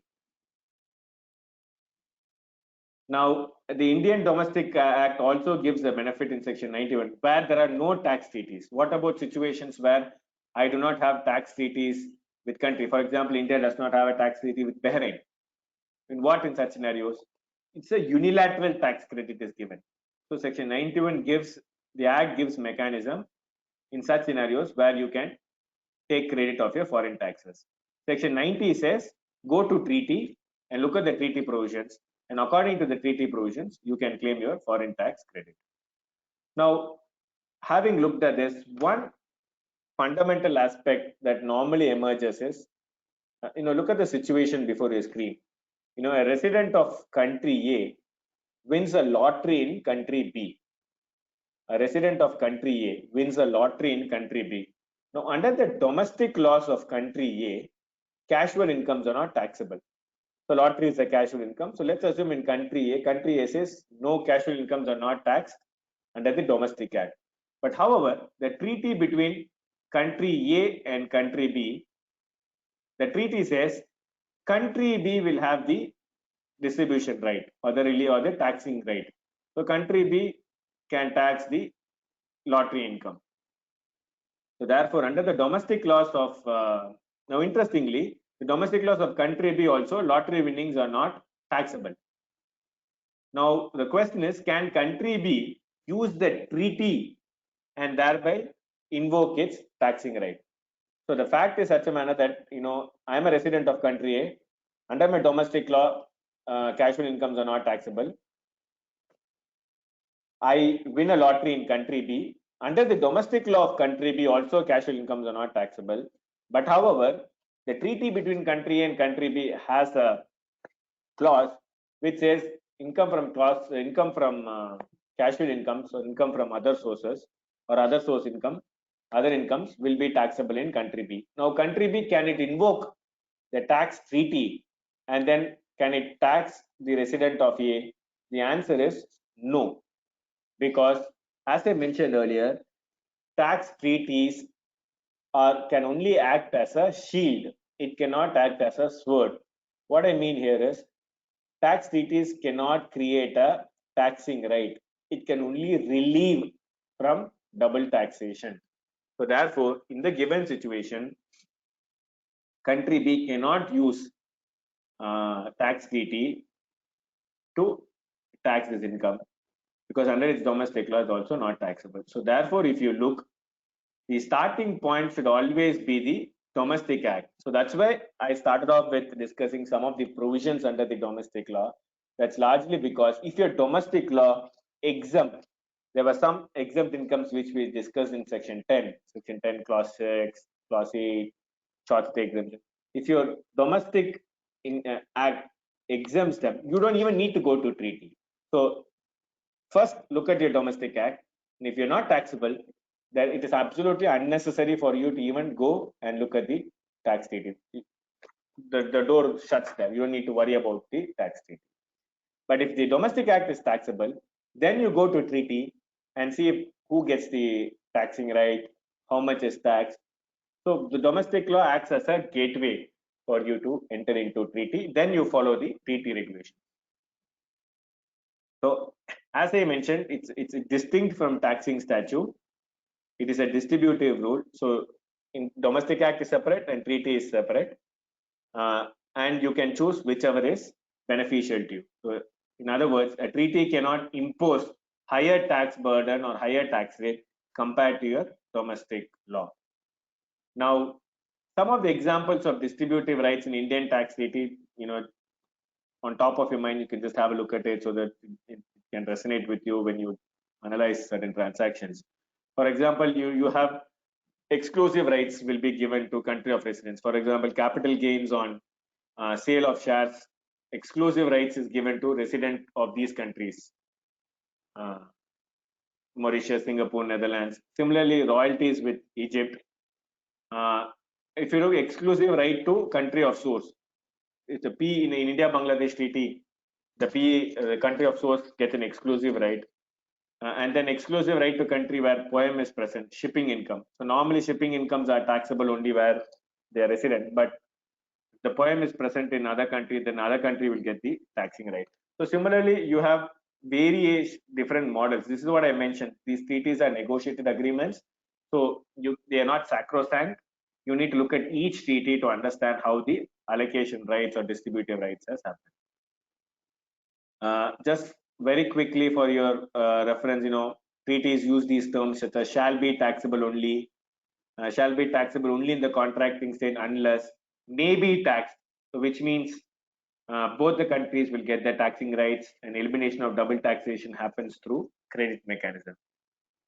And shall not be taxed. So there have been situations where student incomes shall not be, if a student does a research in another country, then he may not be a resident of the country. The resident of the country where the student belongs to shall not be taxed. It only be taxed where the scholarship income was earned. So you have different variants of which the taxing income distribution happens, or allocation of distributive rights. Now, one other fundamental aspect is which normally one encounters when we apply treaty and act. Let's take this example. XYZ Limited, a Singapore company, has multiple sources of income from India. For certain income, it wants to choose act because it sees some benefit under the act, and for some income, it chooses the DTAA because probably DTAA is beneficial. Is it permissible? Answer is yes. The transaction specific. So you can choose for some X income act if that is beneficial to you. For income Y, if the DTAA is beneficial, you can opt for the same. So broadly, this is the steps in order to apply your DTAA or your in international. First, look at your domestic law. See whether you come into it. If it is not taxable in domestic law, you don't even need to go to step 2, 3, and 4. But once it is step 1 is satisfied, it gets taxed. Then you go to tax treaty. Now, when you mean tax treaty, it's not only bilateral. Now you also have to look at the multilateral instrument recently, which came into effect, which Siddarth will allude to in detail in the next session, in terms of how to look at MLA as well. So you also now have the income tax authorities or tax authorities have now tried to make simpler by coming out with synthesized text. You can go to income tax website and see those synthesized texts. As I mentioned to it, the MLI is nothing but provisions that will safeguard from tax avoidance. So this is DTAA plus MLI. So that way the MLI will ensure that the tax treaty is not being misused for tax avoidance. So coming back to steps, once you go to domestic law, then you go to DTAA. Step 3 is article. You look at these personal scope, article 1 and 4, and then see whether taxes are covered, article 2. I'll not get into nuances, but the reason for me stressing on step 3 and step 4 is very, very important. Invariably, I see professionals, we tend to ignore article 1 and 4 and article 2, and we directly go to step 5, which is which talks about allocation of taxing rights. But unfortunately, you have to first ensure that article 1 and 4 and article 2 are satisfied, because these are called the treaty entitlement clauses. Only if these conditions are satisfied, you can go to step 5. So therefore, one cannot directly jump to step 5. So this is process. One has to look judiciously, cautiously into Article 1 and 4, whether at all, are these assessees eligible to access the treaty? What are the taxes covered? I mean, as this specific, for example, equalization levy is not covered in Article 2, at least from India standpoint. So in such a scenario, you cannot go to access DTAAs. So you take, for example, Germany has trade tax. Now, India, Germany, Article 2 includes trade tax as taxes covered, not only income tax, also trade tax. So therefore, they are eligible to access the treaty. So you have to be very cautious in ensuring that the assessee has a treaty entitlement, entitled to access the treaty. Then you go to the step 5 and step 6. Now, quickly, before I wind up and take some questions, there are some other very significant provisions which we normally tend to miss and which are the unique variants or features of international tax law. For example, Article 24, non-discrimination.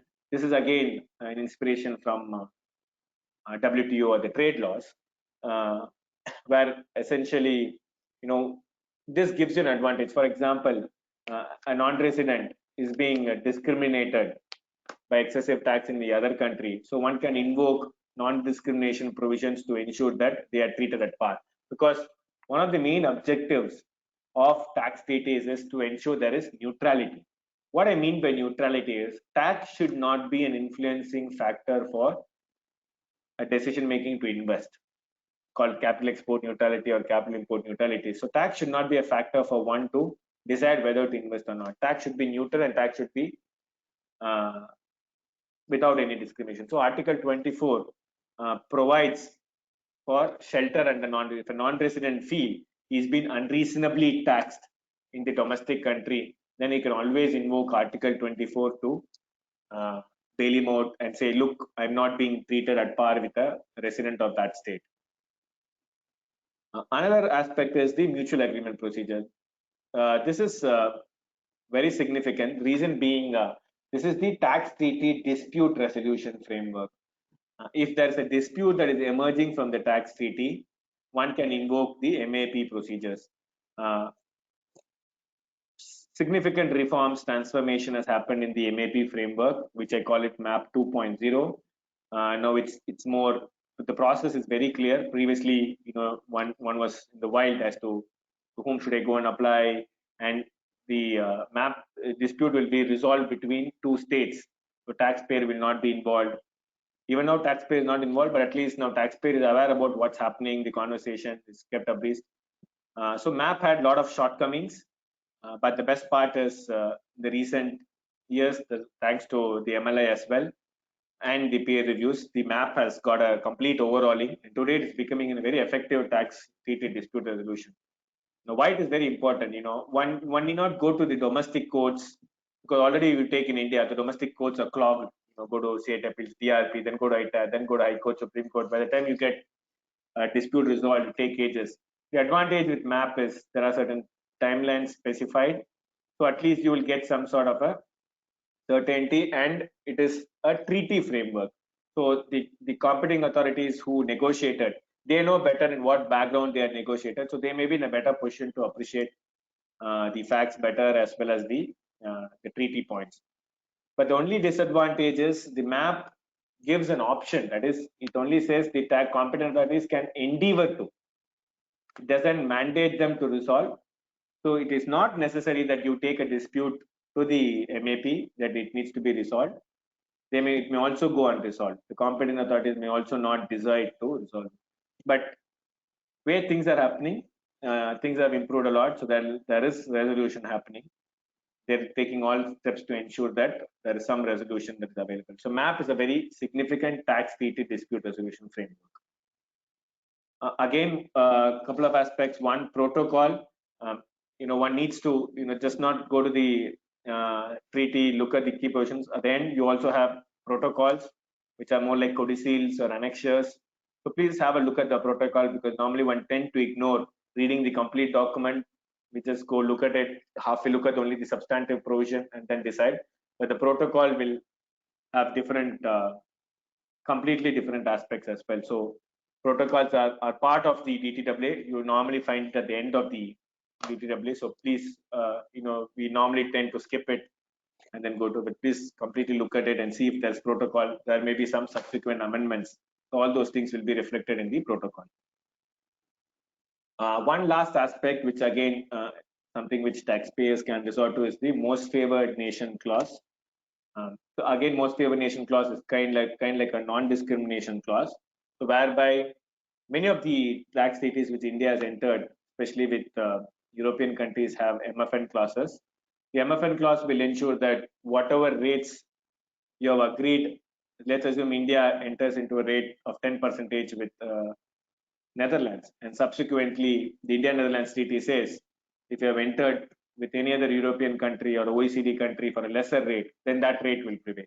So basically, most favored nation gives an option that way you're not discriminated, because country, if they subsequently enter into a treaty and then they negotiate a lower rate, then the other contracting state will say, give me that benefit as well. So most favored nation. This is again very similar to what you have in your trade laws as well. And you normally find MFN clauses in protocols. Basically, it provides reduced rate of taxes. In some certain situations, the scope is also reduced. So you can look at these treaties, for example, India, France, to better understand how an MFN clause works. Now, my last segment, recent international developments. Significant developments are happening. Complete new sort of mechanism is coming in. All these while I alluded to the fact that international taxation is all about distribution of rights or ceding the rights, but we are going to get into a stage where tax treaties are going to be entered for allocation of taxing rates. That is, tax treaties will say how much each country will get. So basically, these are under proposal stage, but hopefully by next year you will have these laws, another set of multilateral framework that come in. All I want to share here is please keep your eyes and ears wide, because a lot of developments happening parallelly, especially Pillar 1 and Pillar 2. Pillar 2 will have implications. Now, what Pillar 1 and Pillar 2 essentially says is, Pillar 1 is continuation of PEPs. That is, how do you tax digital economy? We started off with the right florist example. How does a digital economy, a digital company or multinational enterprise, which works in digital model and it earns revenue from market economies, how does the tax goes to these market economies, because they are also responsible for their overall profit. So Pillar 1 tries to addresses that. It addresses the allocation of these multinational enterprise income to market economies. So therefore, even if you're not physically present, still Pillar 1 comes out with a mechanism in terms of allocating those profits. The scope is very limited. It is only for top 100 MNEs, and with a 20 billion euro turnover, the threshold is pretty large. So you will have only very few multinational enterprise getting into this basket. And what Pillar 1 tries to say is, you allocate the profit, whatever profit the multinational enterprise may make, that will have to percolate and then get distributed to market economies as well. I will not get into the nuances because that's a separate discussion by itself. But there are a lot of work happening in Pillar 1. This will have a lot of ramifications for US entities, because you take the top 100 largest MNEs, you will find majority of them are US based. So US also has some political games that they are trying to play to ensure that their multinational enterprise don't suffer.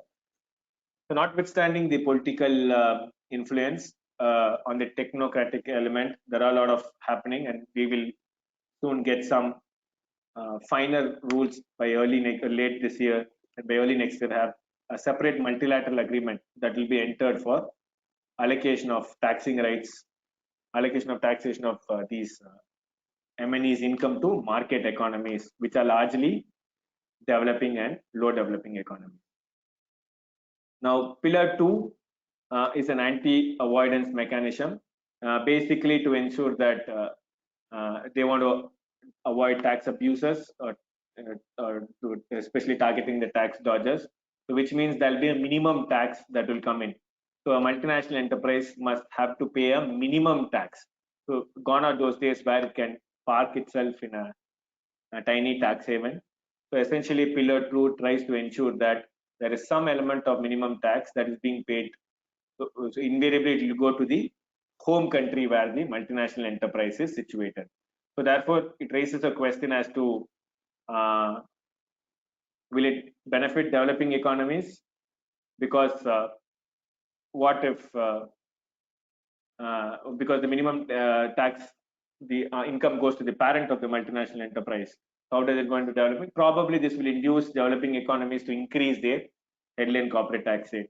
But looking at the way tax competitions are happening, that is what the minimum tax tries to curb. It will be very interesting to see how this pans out, whether it will work, whether it will have an impact, whether this will avoid tax planningers, will all those complicated tax structures, will we say goodbye to it very early unless we have numbers and empirical studies to prove. But what is going to be very interesting is now countries will compete for non-tax areas. For example, there may be more subsidies given, no more tax holidays will be given because there's a minimum tax which now comes into. So it'll be very interesting to see how developing economies will now try to attract investments. So you will see more non-tax incentives coming in, which may also lead to more violation under the trade law. So we'll have more WTO disputes also emerging. So in short, a lot of very interesting developments happening at the international tax space, and as professionals, imperative that we keep an eye on it. And the future, very, very exciting future. As I mentioned to you, Pillar 1, Pillar 2, digital economy. And now COVID has also had a significant impact. We're seeing a lot of work from home. People are, going back to their home countries. So it'll be very interesting to see how the mobility of work, what are the complications going to bring home office, permanent establishment. And we also have space taxation coming in with the likes of Elon Musk, Jeff Bezos, and Virgin, Richard Branson, all entering to space-based outer space. Starlink, for example. So it's very interesting to see how do you tax in a non-terrestrial incomes. So a lot of complications are going to arise as well once we, who will get the taxing rights on space. A lot of space economy is also bludgeoning. Very interesting issues will arise. And another aspect is the role of politics is getting very significant. All these while international tax law is remaining technocratic, but now thanks to G20 push, we are seeing a lot of political players happening as well. So therefore, it's no more technocratic, it's also element of politics. So all the more there will be various dimensions.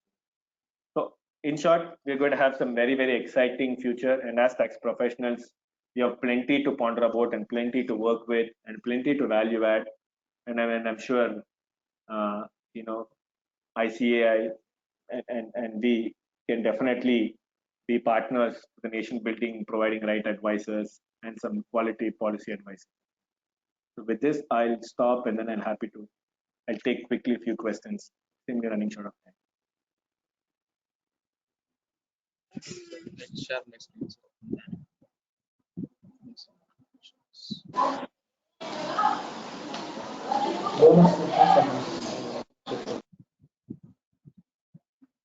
So is my screen visible, sir? We'll take some 3 to 4 questions. Yes. Third on.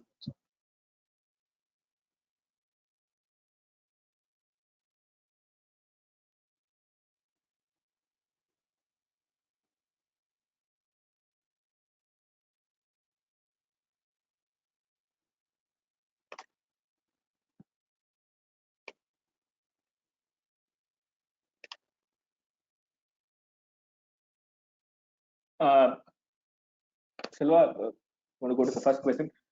I'll take few questions.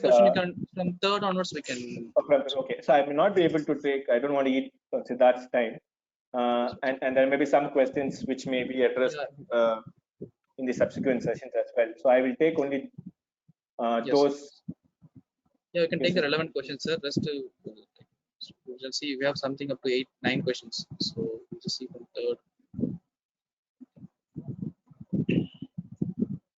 Can you go to question 7 and 8? Will come. Yes.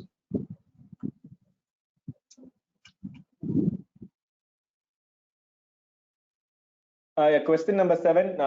Yes, USA taxes on citizenship basis. You can decide on the tiebreaker aspect where you want to, but then that'll be from an India tax standpoint. You need to decide, but nevertheless, from a US standpoint, you still will be treated as a resident. But then you need to decide on the tiebreaker where does your tiebreak tilt to, and then accordingly you can decide.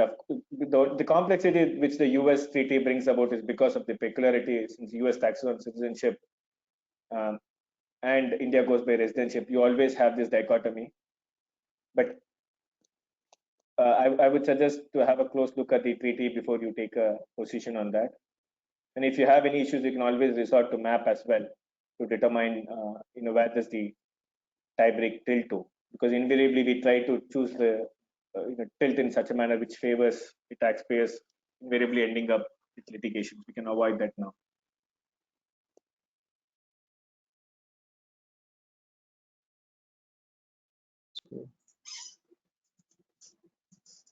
So take 9. Okay. Can you go up? 8th question pretty vague.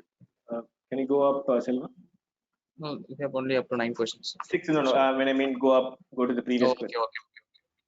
Okay. On 6th, non-resident commission agent for services rendered, you have a lot of judgments, including Madras High Court, saying it is not taxable. Taking online subscription for secure development hosting. Please also look at equalization levy, because equalization levy may trigger, but then again, if it comes under royalty, then the royalty will overrule your equalization levy in light of the recent amendment. What is the impact of decision of Supreme Court? I mean, I cannot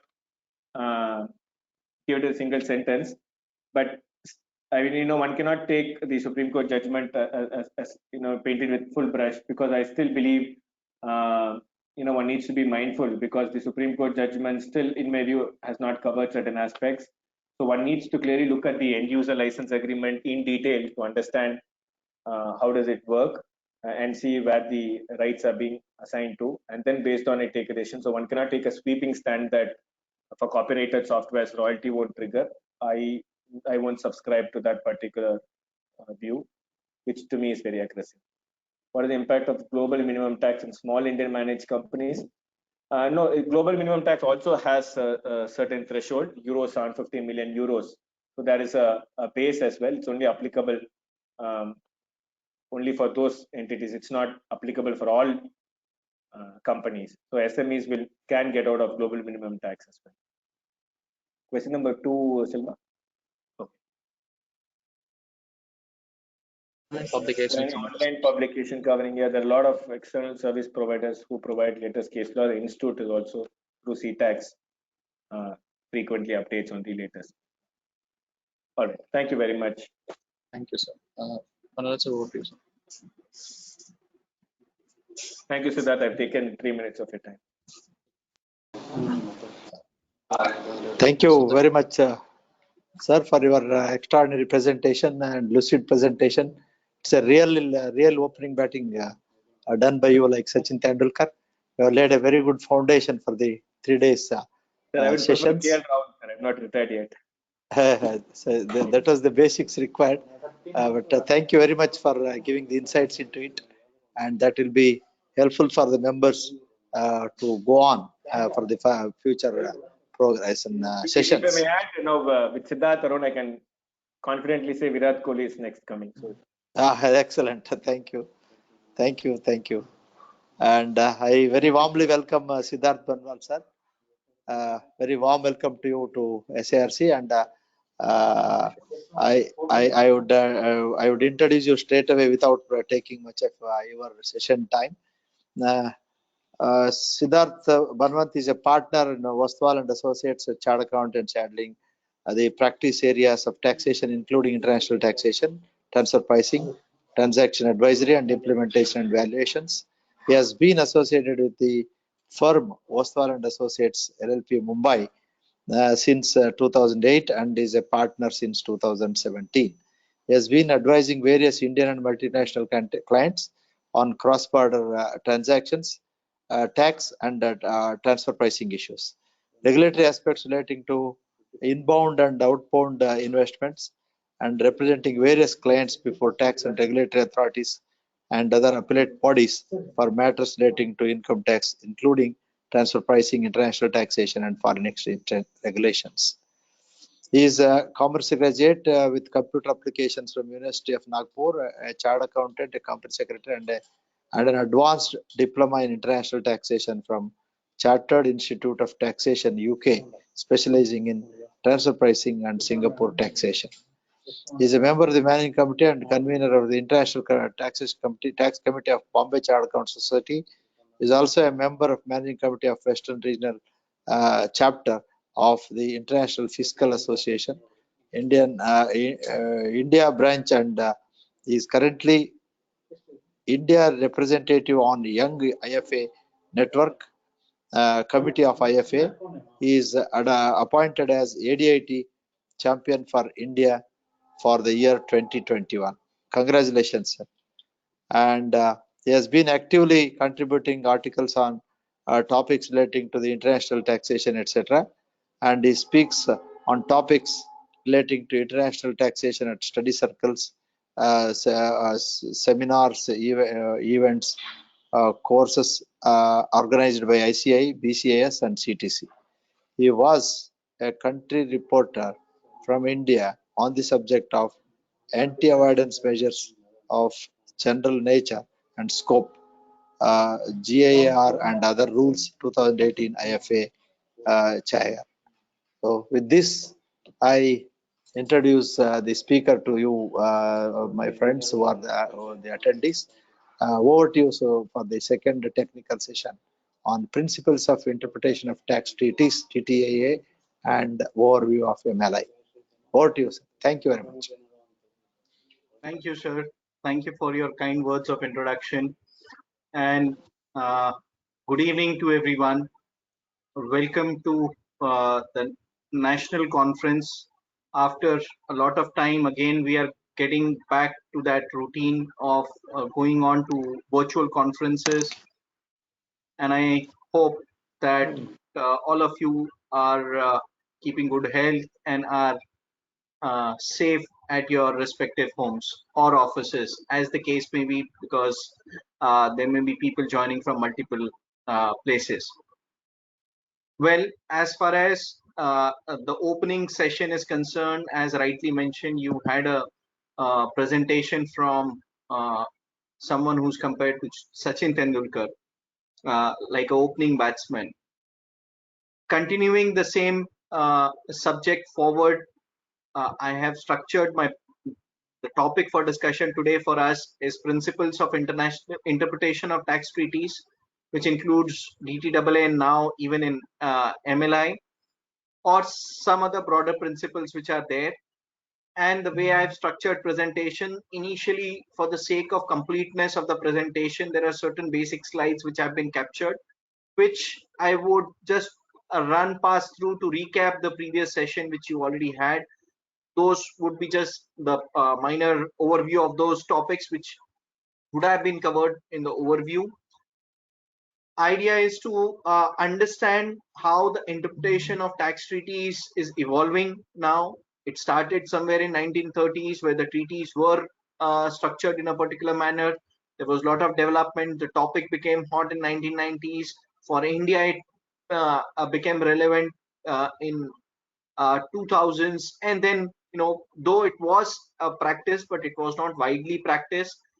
Recently, in last 15 years, 10-15 years, we have seen a lot of growth in the practice area of international taxation with the Indian economy opening up, and we have also seen India as one of the leading jurisdiction which has created a lot of development around the subject of international taxation. We have laid down certain principles. Our courts have interpreted certain international taxation principles which have been referred to in international arena, and India has also become an aggressive player in contributing to the developments focusing around international taxation. As far as the topic is concerned, though we are unable to see each other, I would give certain examples. I would want to keep this session a little bit interactive so that you can understand how these principles are evolving. And the best example which I can start with is the principles of interpretation of tax treaties are as simple.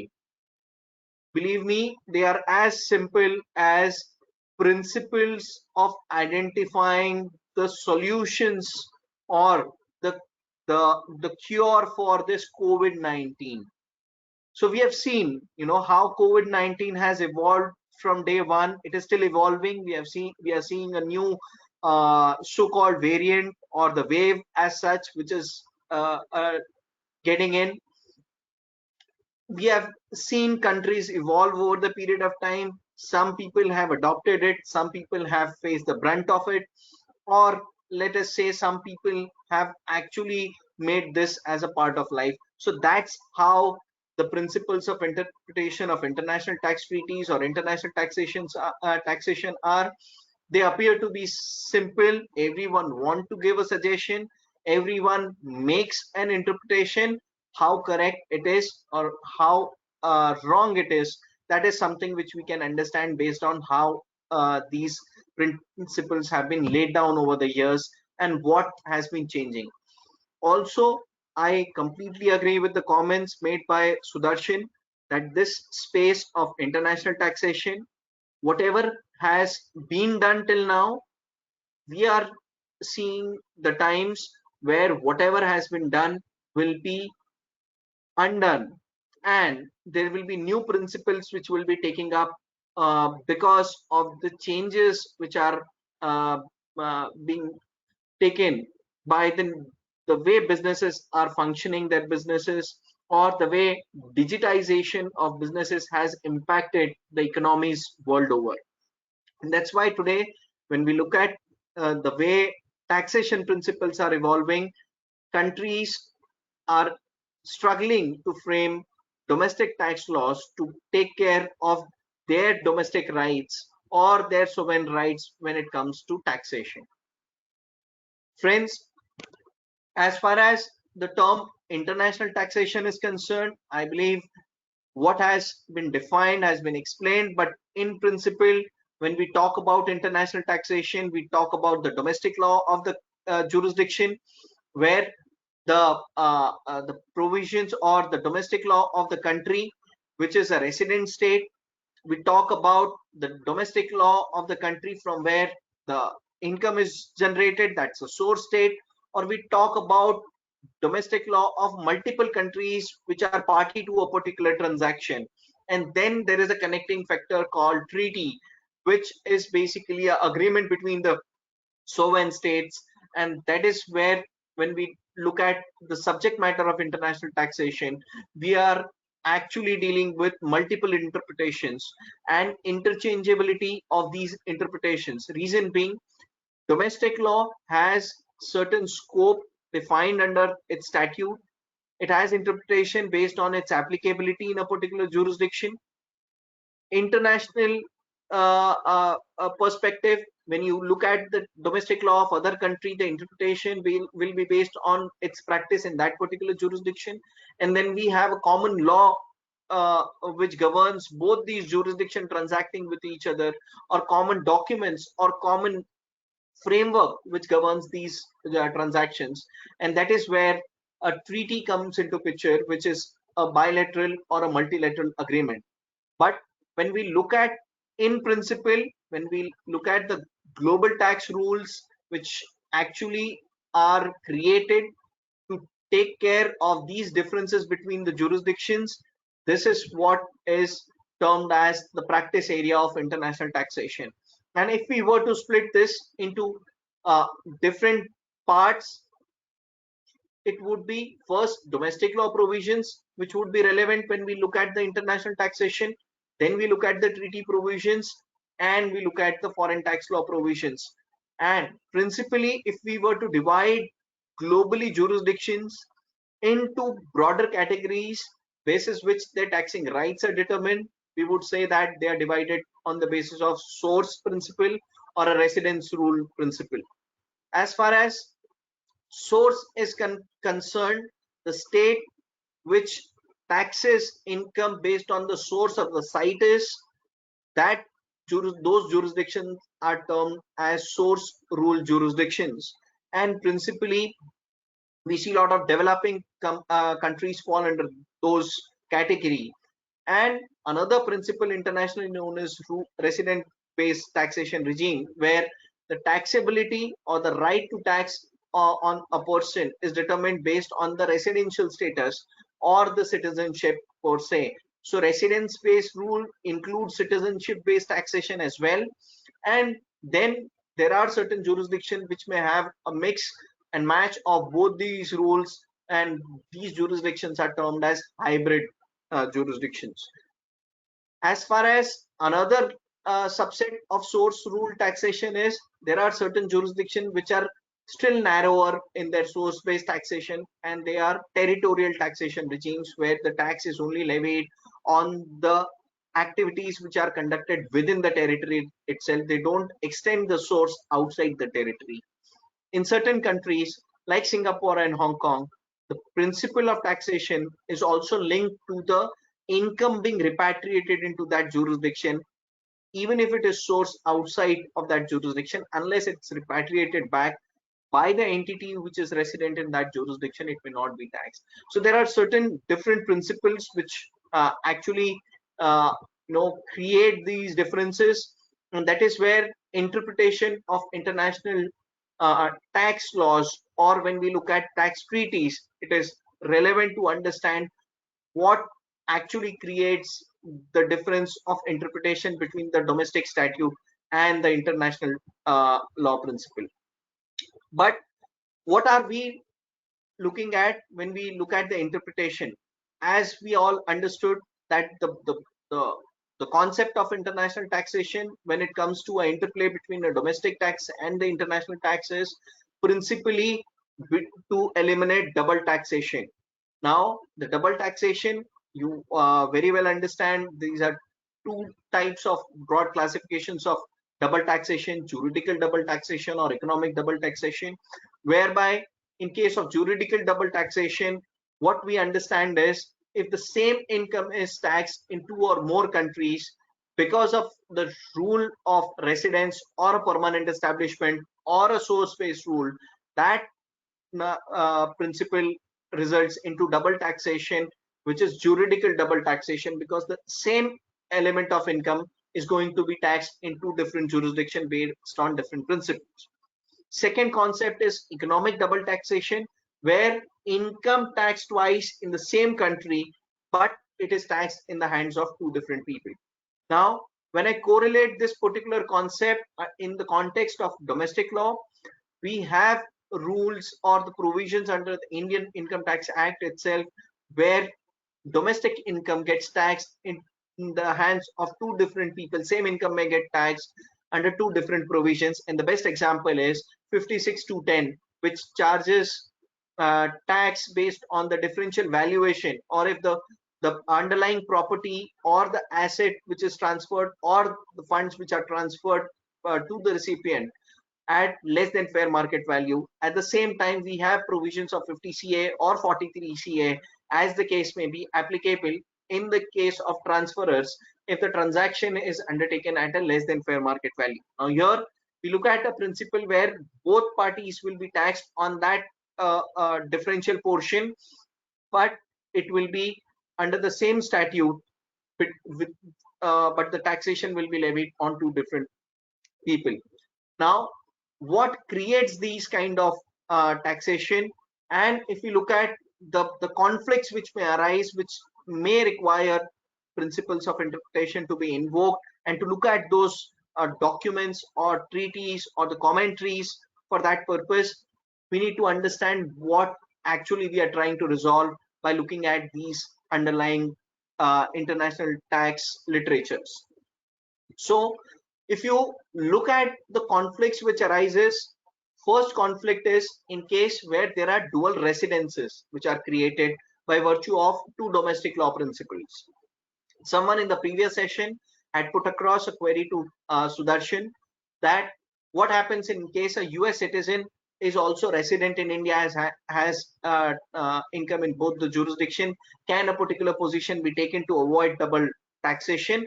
So these are specific nuances, but how does the situation arise is basically when a taxpayer become resident of two different countries based on their domestic laws, and basis that is subject to tax on global income.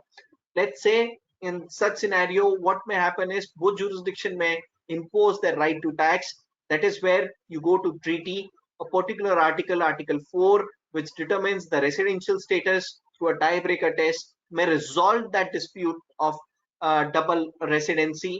In some cases where tiebreaker test may not result into a conclusion, because when you see in tiebreaker test, there are multiple tests which are laid down, and if you don't resolve the dual residency based on those primary principles, you may have to get into a process of dispute resolution, which may be through a mutual agreement procedure as well. Well, another conflict where interpretation of tax treaties or the principles of interpretation may come to the rescue are where there is a conflict of residence and source. That means a taxpayer is resident in one country which taxes its income on global basis, but at the same time the source of that income is in another country, and that particular country has a right to tax income on the basis of its source, and therefore same income which is sourced from a particular country will be taxed in the state of residence as well and the source as well, and such conflicts also result into double taxation, and for this purpose tax treaties come into picture. There could be source to source conflict as well, because certain countries may define a particular stream of income or the source in a particular manner, which results in source being defined in both the jurisdiction, or each country considering that income to be taxed in that particular jurisdiction by virtue of its source itself. And we have a classic example in these situations when we look at the domestic law, section 911, which takes us to the indirect transfer principle as well, where the situs of shares which may be located outside India can be deemed to be taxable in India by virtue of a deeming fiction. Similarly, 916, 917, broader incomes which are otherwise not accrued or arising as such in India are deemed to accrue or arise in India by virtue of the specific situations which have been presented under section 911 or 915, 6 or 7 as the case may be. Now, as far as the tax treaty is concerned, what do we understand by a tax treaty? What is it? Is it a form of a document which is entered into by two jurisdiction, or is it a kind of a document which is entered into by two people? Now, unfortunately, we are in a virtual mode. I won't be able to see your responses, neither I'll be able to judge how you are correlating with the topic as such. But let me clarify or give this concept just to lay down. Basically, is that tax treaty is a form of agreement between two countries, and there are different types of tax treaties which are there. And principally, when you look at the term treaty, the treaty term has been defined in the Vienna Convention, which is basically a mother of all treaties internationally, which has been used for the purpose of entering multiple treaties between two sovereign countries. It may not be restricted only to the taxing rights or the tax per se. It may be with respect to multiple other aspects like the airspace sharing rights, the sharing of water, or maybe multiple such trade arrangements which two countries may want to agree upon. And we hear multiple times when we look at cross-country meetings that for multiple treaties have been signed between the two countries. Now, from the tax perspective, when we refer to the tax treaties, we look at only treaties which are dealing with certain aspects of domestic taxation or the taxation which are covered by those treaties. Broadly, when we look at the global structured DTAAs or the tax treaties as such, double tax avoidance agreements are principally classified under two categories, or hitherto were classified under two categories. One was comprehensive and limited. When we look at the limited treaties, at times politically it takes time to negotiate treaty because of multiple other factors which may be involved while treaties are being negotiated. And for that purpose, by the time other issues are resolved, there may be certain important aspects which we have to be dealt with on priority. And for that purpose, two countries may first enter into a limited treaty which may cover only a particular aspect of income. And majority of these limited treaties were initially restricted with respect to the income of airline operating companies or aircraft operating companies or the shipping companies, because when the global trade started, these transactions were inevitable, and therefore it was found necessary that there has to be a solution arrived at for determining the taxing rights with respect to the income which is being earned by these two operating entities, or the entities which are operating in these two business segments. And therefore a lot of limited tax treaties are restricted only with respect to aircraft and shipping. At the same time, there are certain treaties where the limited tax treaties have been entered into only with respect to wealth tax or capital tax, which hitherto was prevalent and was also there in India. Though well, tax has been abolished now, we only have income tax, but globally certain jurisdictions have capital tax or different types of taxes. For that, they may enter into a limited purpose treaty. A comprehensive document is basically a treaty document which would cover all the natures of income, all types of income which are generally there, or all types of direct taxes in cases. I would make some reservations there that when I talk about direct taxes, it may not be so in all jurisdictions, because in some cases there are other local taxes also which are covered in the scope of treaty, and I'll give you examples when we look at the specific clauses. As far as limited agreement is concerned, again, the best example is that when we look at our neighboring country, Pakistan, India has terminated a comprehensive treaty with Pakistan, but there exists a limited treaty with respect to shipping and aircraft profits only, because there are certain airlines or there are certain business transactions which may still be transacted, or aircrafts may be passing over each other's territory. Well, principally moving forward towards the broader principles of interpretation, why and what is being constructed in a particular document, let us understand what are the features of tax treaty, why are these tax treaties entered into, and what do they provide. So if you look at broadly, the principles or the features of the tax treaty start with determination of tax residency or confirming a tax residency with respect to a particular jurisdiction. Then once you have determined the tax residency, allocation of taxing rights between the two jurisdictions based on the nature of income. Then non-aggravation principle, basically, which actually says that you cannot increase the right of taxation through the treaty. So this is a very important aspect of the treaty, that the treaty does not create a right to taxation as far as the domestic law is concerned. So treaty cannot create a taxing right if domestic law doesn't have that taxing right. And there are certain judicial precedents whereby it is confirmed that a treaty cannot create a taxing right for a jurisdiction unless that their domestic law already provides for that particular taxing right. Treaties are basically meant to avoid double taxation. Recently, after the introduction of MLI, which we'll see in the later part of the presentation, what is the objective and purpose of introducing MLI? There is some deviation in the broader principle of double taxation, and that is only to avoid double non-taxation by the use of tax treaties. Well, another feature of a tax treaty is basically to create a tax credit framework in case where the double taxation is inevitable. Then they provide for a mechanism to claim credit so that the double taxation, double tax on that particular income is mitigated. It cannot be avoided in totality. It can be avoided only in case where the allocation right of the taxing rights deal with them.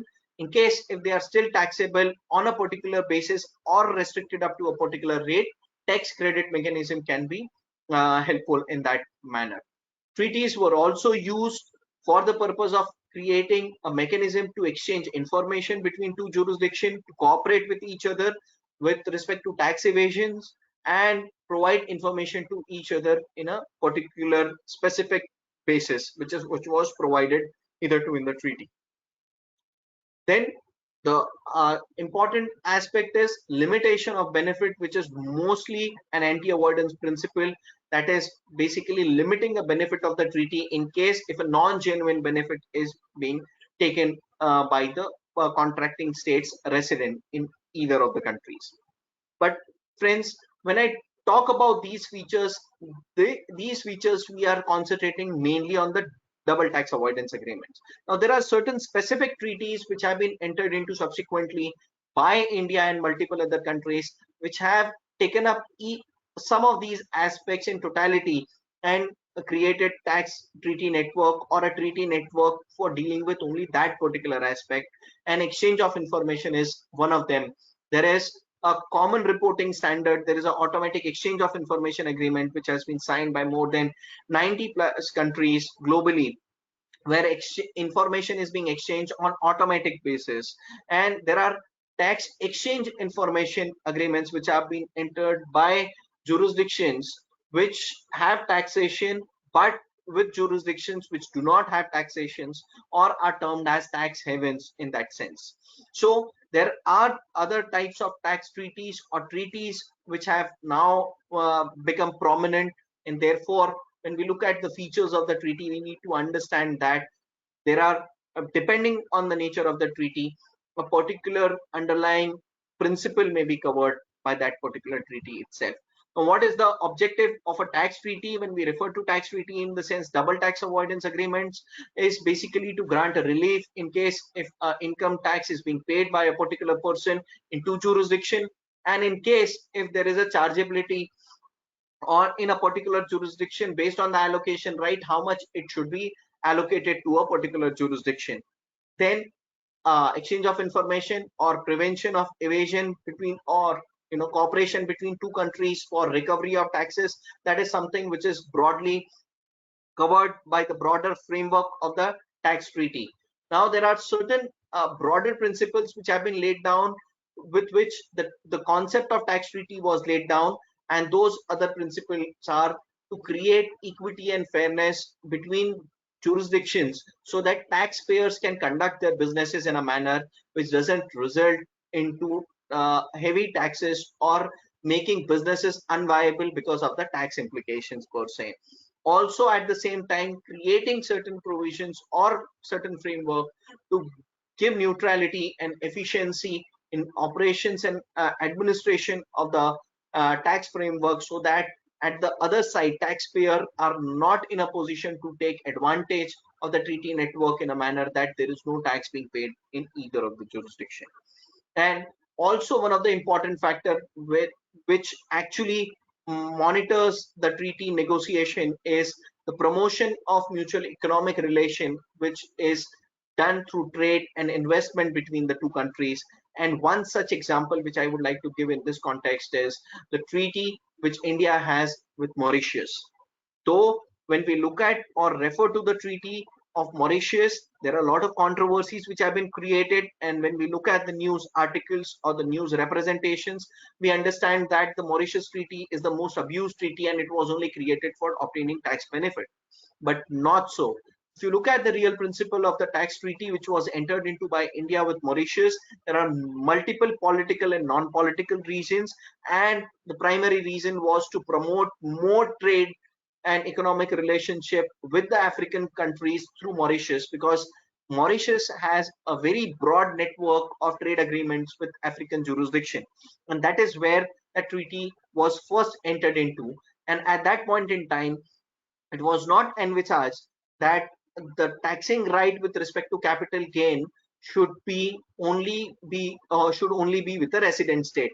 And one of the primary point, if you look at it, at the time when the treaty was entered into, the primary purpose was to promote trade, and that's why Indian negotiators at that point in time felt that okay, we should keep taxing rights exclusively with India. Now this is one particular and a perfect example of being over smart at times when we thought that, okay, it would only be one-sided benefit which we may want to obtain, and therefore we said that let's have the entire share of it. Eventually, it so happened that the situation overturned, Indian economy opened up, we saw multiple entities coming through Mauritius, taking advantage of that same treaty provision and reversing the trend. And that's where the negotiators realized, or the department realized, that this is something which is basically taking away the entire crux of that treaty which was entered into long before. And this principle has been very well recognized in Azadi Bachao's case by Honorable Supreme Court, whereby they looked into the concept of treaty shopping and looked at the concept of a validity of a tax residency certificate for the purpose of obtaining tax treaty benefit. Well, now broadly speaking, if we look at the treaty models which are prevalent at the moment, principally we look at or the three broader models which are looked at for the purpose of interpretation. And what are these treaty models? So OECD is a model which is basically created by a group of developed countries. OECD is largely controlled by the developed countries, though in some of its initiatives, some of the developing countries like India and China have been aggressive and have actually participated aggressively more based on the G20 nations initiative for base erosion and profit shifting and creating the digital taxation framework right now. Another model is United Nations model, which basically was a departure from the UN OECD model for the benefit of developing countries, where it is also loosely termed as a developing countries model. And when we have these two models, though originally contribution in OECD would be from US, but as it goes by its own nature, where they consider themselves as superpower, they always step out and say that we will have our own model, irrespective of the fact that what we would have actually promoted and got everyone to agree upon. So we have US model, which is different in itself, whereby they largely follow OECD model, but on certain principles they do not agree with those principles, and that's what is covered under the US model. Now, why we are talking about models? Because when the treaty law was being developed, or when this treaty network was to be created, the idea was to have a standardized model so that all countries could adopt a common basis to enter into a treaty or enter into a negotiation. And that's where OECD, UN and US model got created. Each have certain differences, and I'll tell you what those differences are. When we look at the OECD model, it's basically an organization of developed countries, where they look at their principles of taxation. And primarily, if you look at OECD countries, they are mostly resident based taxation regimes. Now this is changing based on the digital economy taxation, and that's where developed and developing countries both have come together. Developed countries have realized that by taxing only on the basis of residence, they are not getting their fair right of taxation. Though when they were promoting colonialism, at that point in time, they felt this is the best way of taxing, and they took away they did not agree with the source right of taxation, and therefore they created the resident based principles of taxation in historical sense.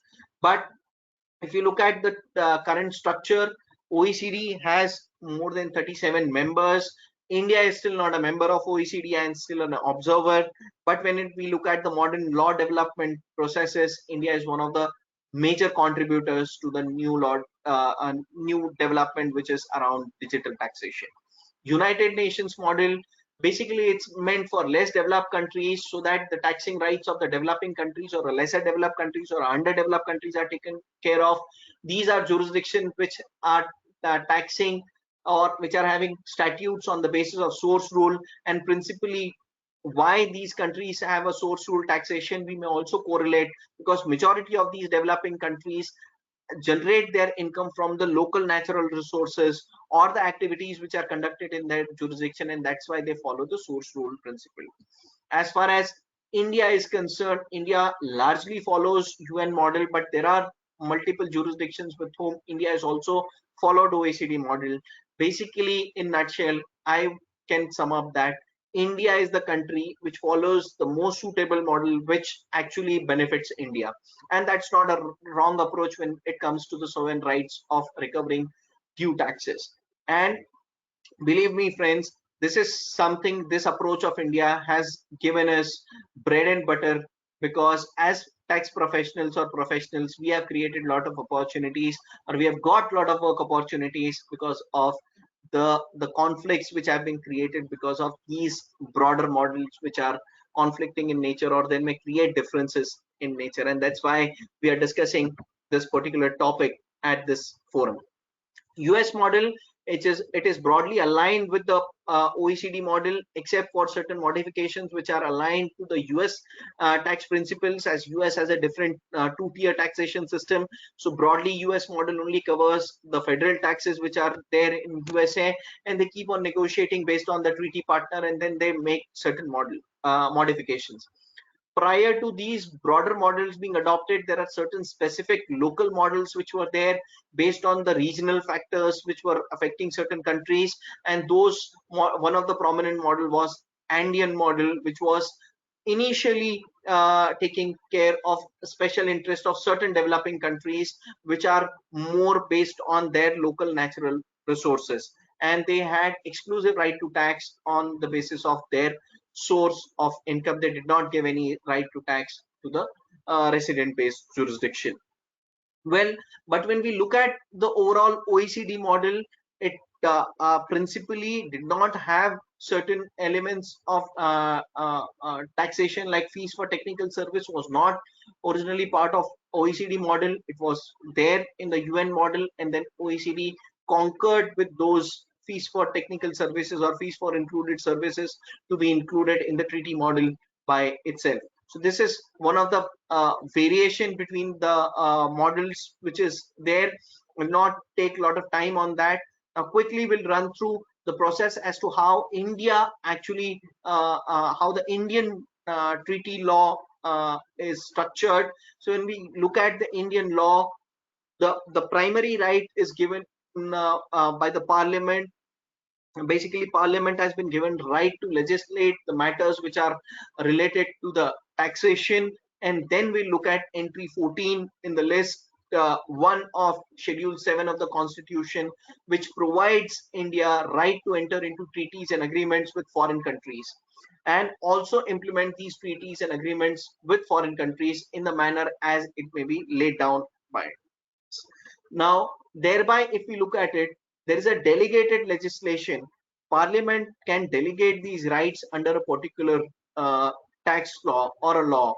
And that's where, when we look at the Indian Income Tax Act, Section 90, subsection 1, or Section 90 and 90A are the provisions which empower central government to enter into double tax avoidance agreement. And therefore, for that purpose, every time when a treaty is entered into in India, you don't have to go back to Parliament for seeking approval of every treaty which India enters into with any other foreign jurisdiction.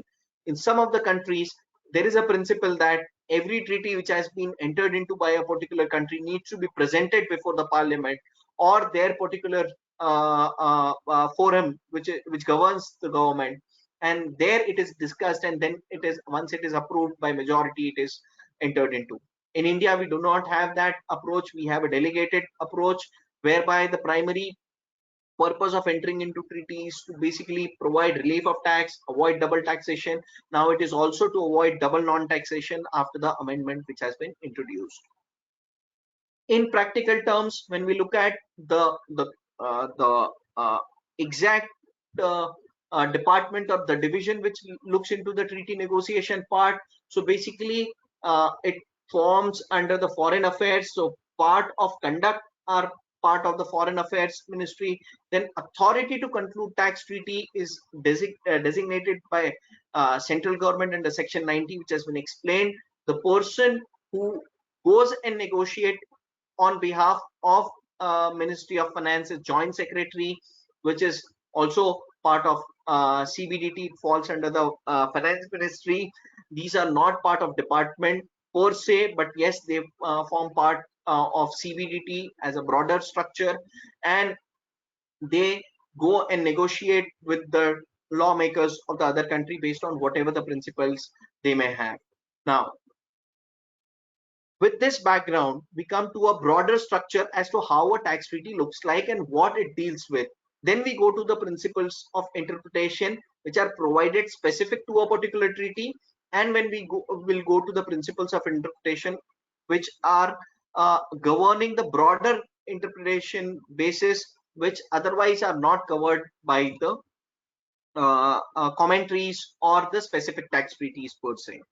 If you look at the structure of a tax treaty, it can be divided broadly into certain categories. So there are certain articles which basically deals with the scope or the manner in which the treaty would operate, and that basically is termed as the broader classification is scope, whereby persons who are getting covered, the taxes which are covered, when the treaty will enter into force, when the treaty will be terminated, those articles are getting covered. Therefore, Article 1, 2, 30 and 31 would get covered under the scope. Then we have certain articles which define particular terms or deal with the definition part of the treaty, and that segment would deal with Article 3, which is the general definitions, which will give what a territory mean, what a resident of other contracting state means, what a contracting state would mean, or in a particular manner what the term India would include, what a term, let's say, other countries, Singapore, UK, US would include,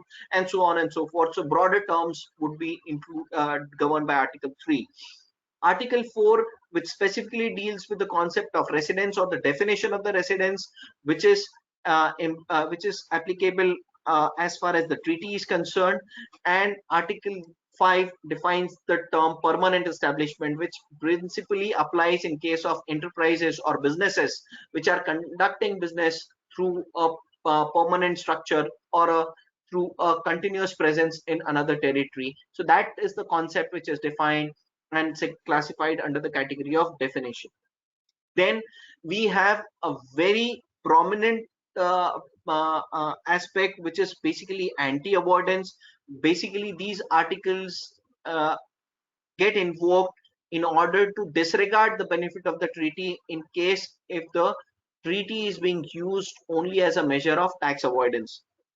There are different aspects which have now come into picture when we look at the multilateral instrument, because that is predominantly dealing with the anti-avoidance measures, which was there are minimum standards which are set, there are non-minimum standards which are applicable, and that's where that principally deviates from the existing treaty network, but it's basically a top-up to the anti-avoidance measures which already existed under the treaties.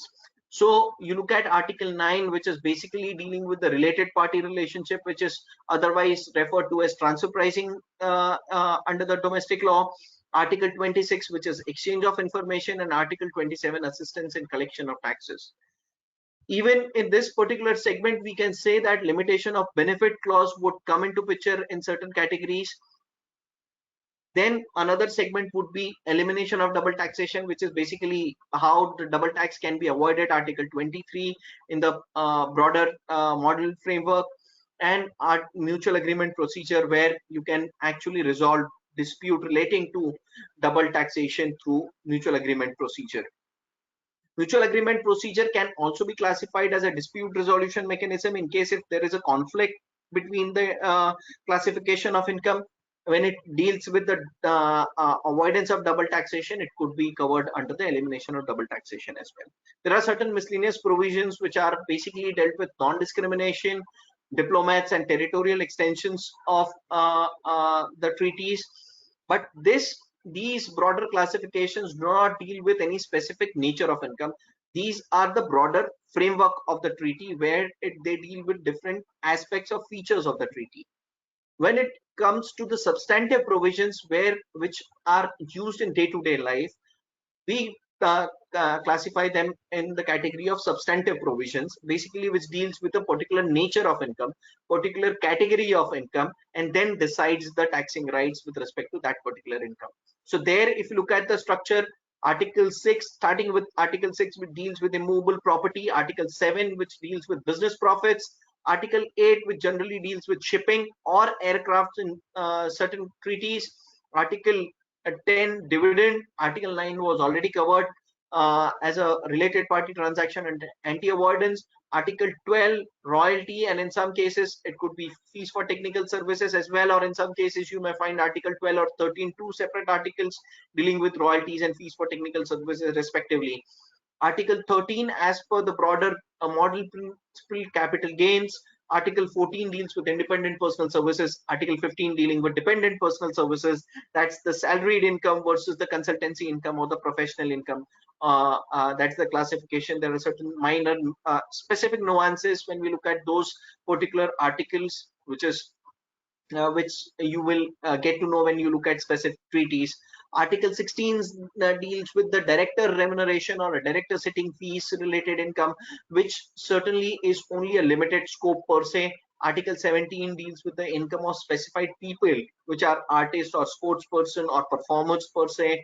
Article 18 takes care of the pension income, which is basically a post employment income, which doesn't get covered under the dependent personal service.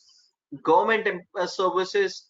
Article 20 deals with students where they are going for training, they have apprenticeship related income, or let's say in our commerce terms, we may say stipend related taxability which may arise in a particular country. Article 21 deals with other income which is otherwise not covered by any specific article, is dealt by the other income article. And Article 22 in some treaties deal with the taxation which are on the capital of which are levied on the capital. In certain countries still there is a separate tax on capital, and that is termed as a capital tax. In India we have broader classification under different heads, and we still levy capital gains tax as part of normal income tax itself. In some of the jurisdictions this principle may be there, and therefore it was part of the model treaty. Now when coming to the principles of interpretation, as initially when we looked at the different types of treaty, I referred to Vienna Convention as mother of all conventions.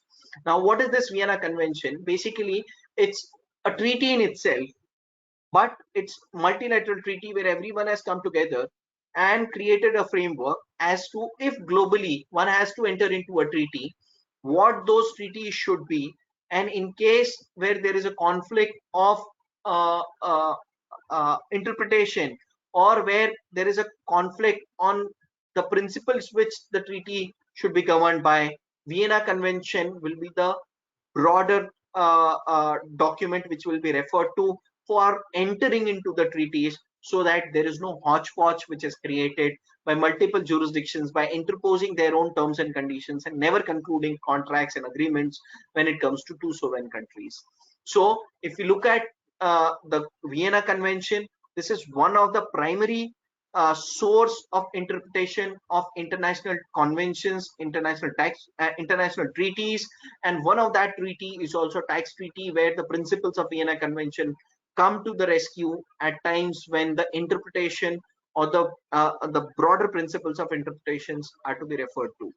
Now, as a very relevant example, if you want to understand the principles or the concept where India had relied on Vienna Convention thoroughly for the purpose of argument, if you would recollect, there was a case which was argued by Mr. Harish Salve in an international court of justice for Indian soldier who was captured in Pakistan and has been in Pakistan. For that purpose, when there was an agreement or there was a case which was argued, that was fought under the principles of Vienna Convention as well. A lot of principles were debated, discussed, and brought to the notice of international court for the purposes of interpretation of the treaty, which was limited to the treatment of prisoners of war or a treatment of a soldier of another country found in another country, and so on and so forth. So when we look at the Vienna Convention and its principles, it lays down the broader principles, the way treaties should be entered into, how treaties should be read, and principally if we look at these broader principles, generally agreements are entered into on the basis of these common factors which have been laid down by Vienna under the Vienna Convention itself. Some historical facts about the Vienna Convention: it was adopted in 1969, but being a mother of agreement itself, it took so many years to come into force, and it was only entered in force in 1980s. Now, tell me, is India or is any other broader main jurisdiction part of Vienna Convention? So from your perspective, is India a signatory to Vienna Convention? Has India ever ratified Vienna Convention? Yes, India has been a follower of Vienna Convention. USA, one of the major jurisdiction, is not signatory to the Vienna Convention, though it adopts in bits and pieces the concepts or the principles which have been laid down. But as far as India is concerned, India has principally applied and has been a part of Vienna Convention as such. And certain broader principles of Vienna Convention, which are actually referred to in terms of article under the Vienna Convention, which also align with the principle of interpretation of international tax conventions, are Article 26, that is pacta sunt servanda, which basically means that treaties are to be entered into or interpreted in good faith. So the primary principle which should be backed when the treaty is entered into is that the principle of entering into a treaty is always to enter it into a good faith basis. Article 28 of the Vienna Convention provides that there generally will not be retroactivity of the treaties except in circumstances and situations where it can give the benefit. That means a treaty generally is not entered into retroactively or retrospectively unless it confers a benefit to the applicant of the treaty or to the one of the countries of the treaty, not one of the countries per se, but the purpose for which the treaty has been entered into. Article 29 of Vienna Convention deals with the territorial scope. As to every treaty should define its territorial scope, what, where, and under which circumstances the treaty would come into picture, to whom this treaty would be applicable, and for whom the treaty would be binding once it is entered into. So that principle is laid down under Article 29 of Vienna Convention. General rules of interpretations have been laid down. Again, it goes by the what should be the general rule of interpretation of a particular treaty. It should be laid down under that. Supplementary means of interpretation like commentaries which can be created, or the discussion drafts, or the drafts or the reports which are submitted before the congresses or the committees in parliaments, all those could also be referred to as a source of interpretation, but a secondary source of interpretation when it comes to the interpretation of tax treaties for resolving disputes based on those particular treaties. Article 23 basically, 33 deals with the interpretation of tax treaties which are authenticated in 2 or more languages, because at times translation may result into different meaning. So what it provides is basically the primary language under which the treaty is to be interpreted, on that same language or that understanding should prevail when it is converted into 2 languages. And at the time of translation, the basic principles of entering into treaty should not get diluted. That's what the article lays down as a broader principle for interpretation. Article 34 is basically how a third state would be part of the treaty, or whether a third state could become a party to the convention which is entered into between 2 states. Yes, there could be certain circumstances, and in the context of when we look at income tax laws, there could be a triangular cases of permanent establishment of a third country in another country dealing with a country like India. So for example, a US bank having a permanent establishment in Singapore transacting with an entity situated in India. Here there is a triangular situation because the primary country of residence is US. The permanent establishment is in Singapore, because of it there is a taxing right created in Singapore, and the transaction is with the Indian resident. So it could be a triangular situation, and the third state would come into picture. As far as tax treaties are concerned, triangular cases are considered as complex situations, but the treaty benefit generally is not granted to a resident of third state, because it's restricted to the resident of either of the contracting states as far as tax treaties are concerned. Then the article provides the framework as to how treaties should provide for the validity and its continuance or in force or for a particular period, or unless terminated, or if it is meant for a specific purpose, then how it needs to be defined. Article 60-61 deals with the termination, suspension, and supervening impossibility of performance in certain circumstances. Let's say a treaty is entered into, but that jurisdiction doesn't exist. For example, when Czechoslovakia was a common country, India had a treaty with Czechoslovakia. Then Czechoslovakia was split into two jurisdictions, Czech Republic and Slovenia, now, or Slovakia. So then in that case, when you look at the principles of interpretation, can one impose the treaty which India had entered into with a joint state? Unless it is provided for, it would not be applicable, and one will have to go and look at the new treaties which India would have to enter into. But in such circumstances, when you look at the positions which are adopted on the broader principles, principally, if a state has been split, the original treaty should continue to apply, because it was not the objective of the treaty, or it was not known at the point in time when the treaty was entered into. So some jurisdiction like UK, when it had a treaty with Czech Republic, they confirmed that the benefit of the UK treaty would also be given to the resident of other countries. When it came to India, India took a position that no, it's a separate sovereign state. India doesn't have a treaty with it. If it doesn't fall within the sovereign jurisdiction of a Czechoslovakia, then the treaty with Slovenia will have to be entered into separately, and the benefit would not be given to that. If the constitution of one jurisdiction continues, for them the benefit would be granted. So this is a one practical example which you can keep in mind, where such articles may come into picture and interpretation may be dealt with it. Now, coming to the specific aspects of interpretation of double tax agreements, avoidance agreements. So what are the principles which are applied while we look at the interpretation of DTAAs? Principally, why Vienna Convention is dealt with before we go into the interpretation of DTAA, because the broader principles which are applicable for the purpose of interpretation of conventions or treaties as such would still govern the DTAAs as well. There may be certain specific nuances which have to be carved out for the interpretation of the terms or the concepts which are meant only for the taxation purposes, that can be defined for the purpose of DTAA, and that will be the primary source of interpretation.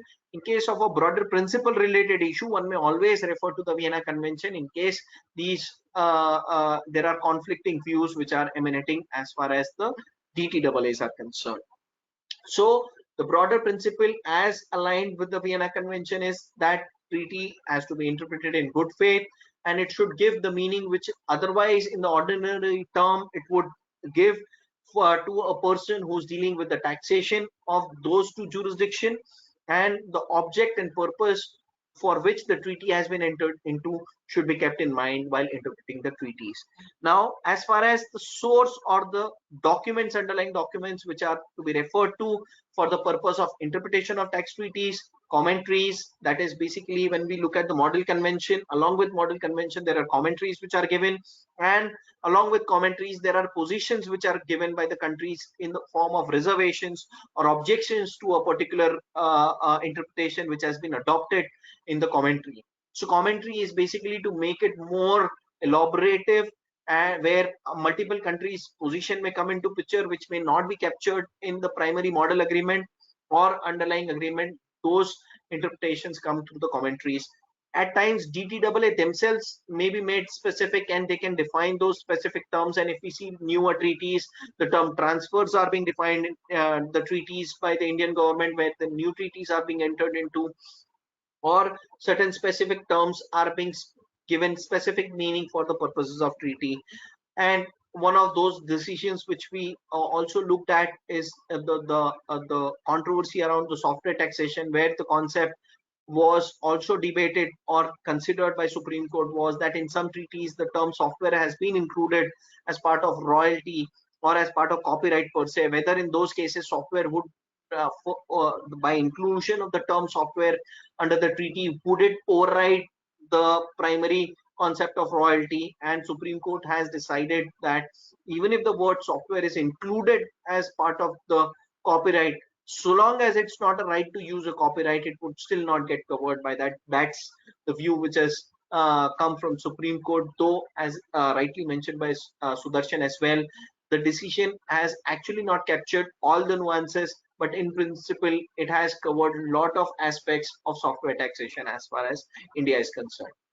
Well, then Vienna Convention, which basically provides, Vienna Convention is the convention which we looked at, provides for the primary interpretation.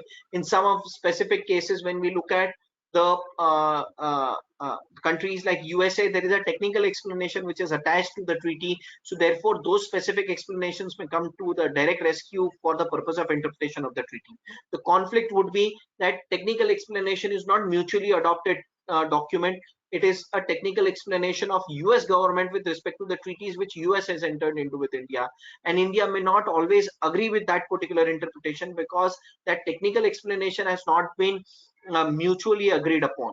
So at times that has to be, when we look at a technical explanation, we have to interpret in the manner in which the technical explanation has been worded, and from which jurisdiction perspective you are applying, that needs to be kept in mind when we look at the principles of interpretation of TTAAs. At times protocols or amendments are made to the treaties to define or to clarify certain terms. Those come to the rescue when we look at the treaty, and therefore whenever there is a treaty document which is to be referred into, one should not look at only the relevant article or a particular scope of article to determine whether a particular income will be taxable or not. Reason being that when you look at the entire document, you may get a different picture based on the subsequent modifications or changes which would have been made. And one of those important clauses is most favored nation clause, whereby it means that in case after entering into a treaty with a particular jurisdiction, if there is a favorable treatment which you have given to someone else, then I should be entitled to that particular treatment. Now this is a separate clause by itself which is there in the treaty, which says that, and which specifies that both the parties are agreeing together mutually that tomorrow, after the negotiation of this particular treaty, if there is a treaty which is entered into with a third country, and that gives a benefit over and above what is given by this treaty in particular aspect or with reference to a particular article, maybe in terms of its scope or rate per se, then in that manner that treaty would get imported to this particular treaty, and that's what is the effect of most favored nation clause. So in principle, let's say India UK entered into a treaty in 1980s, but they said that in case if India enters into treaty with any other European jurisdiction, assuming UK is still part of Europe, and if there is a favorable rate of taxation which is given to someone else, or a scope of technical services which is given, which is much more narrower than what is entered in the UK treaty, then MFN would provide that treaty's interpretation or the rate would get imported from both country perspective. So that is why most favored nation is not an automatic clause. It is something which has to be read through the treaty, and only in those cases where there is a MFN clause which is there, that interpretation would come into picture, and you would import another treaty's view or applicability into a particular treaty. Well, what happens to the terms which are not defined under the treaty? Principally, in some of the treaties, it has been defined that if the terms are not defined under the treaty, that those terms would mean as if they have been defined under the domestic law of respective countries, and that may at times create disputes or differences because the way the terms have been defined. Well, now when we look at the broader principles of interpretation of tax treaties, what are those? So if we look at the broader principle, golden rule is objective and or subjective interpretation. Basically, that treaty has to be interpreted based on the object for which the treaty has been entered into. When we look at the subjective interpretation principle, it says that you will have to interpret the treaty in the based on the subject matter involved there. So at times when we look at some of the concepts of the treaties, the way we look at concepts under the domestic law, treaties may have a different meaning. Now, the best example which I would want to give, and which is a classic example, I don't know how I can receive your responses here in the form of chat box. I may not be able to see that. But principally, if you look at it, under the tax treaty, how many of you believe, or how many of you know, that the interpretation of a particular term may be completely different? Now, one such example is a moving cow, a cow which is a cattle, moving thing, whether it would form part of movable property or immovable property. Principally, the first answer would, which based on the common sense would come, is that it's a movable property. But actually, if you look at the treaty definitions of immovable property, if that cow is dealt with along with the land which is there, so the definition of immovable property includes agricultural land along with the cattle which are there on the agricultural land. And therefore, as far as interpretation of tax treaty is concerned, a cow or a cattle may be considered as an immovable property as far as a particular article is concerned. Therefore, when we look at the interpretation of tax treaties, the first thing which we may have to do is erase the memory which we have with respect to the interpretation of the term in the domestic law and read it afresh and look at it only in that context and then interpret the term. In case there is a difference between the interpretation, or there is a difference between the terminology used there, we may have to respect the terminology used in the context of the treaty based on the international principles of interpretation of tax treaties, and we may have to give a go by to the domestic law interpretation for the time being. In certain circumstances, it may be so that you may get more guidance from the domestic law principles, because treaty is a broader document and may not define each and every term per se as domestic law may define. And when it comes to Indian domestic law, we know how well we define the terms under the domestic law, because we have that law in place which has a provision, which has a clause, then a subclause, then we add an explanation, that too to clarify that this explanation is inserted to say that always the interpretation of this particular clause was meant to be this only, and that is why we have to explain it through an explanation. Then we come out with a proviso to that explanation to clarify, then a second proviso to that, and that's how we have a domestic law. So that interpretation principle may not actually apply in the context of tax treaties because they are crisp documents, and therefore here you may have to go by the broader principles of purposive interpretation, and which leads the interpretation to its effective application.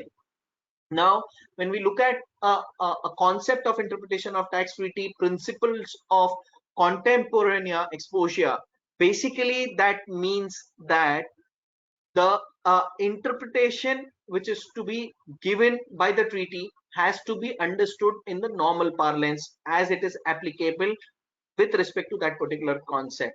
One cannot stretch that interpretation to an extent that someone may not cannot import the interpretation given under indirect tax law for interpreting a term for the purposes of direct tax, the treaty which covers only the income tax or a direct tax.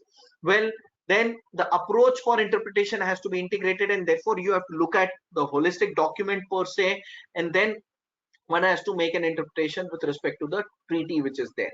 And that is why when we look at the double tax avoidance agreements, at times we may be confused by the terms, the way it is used.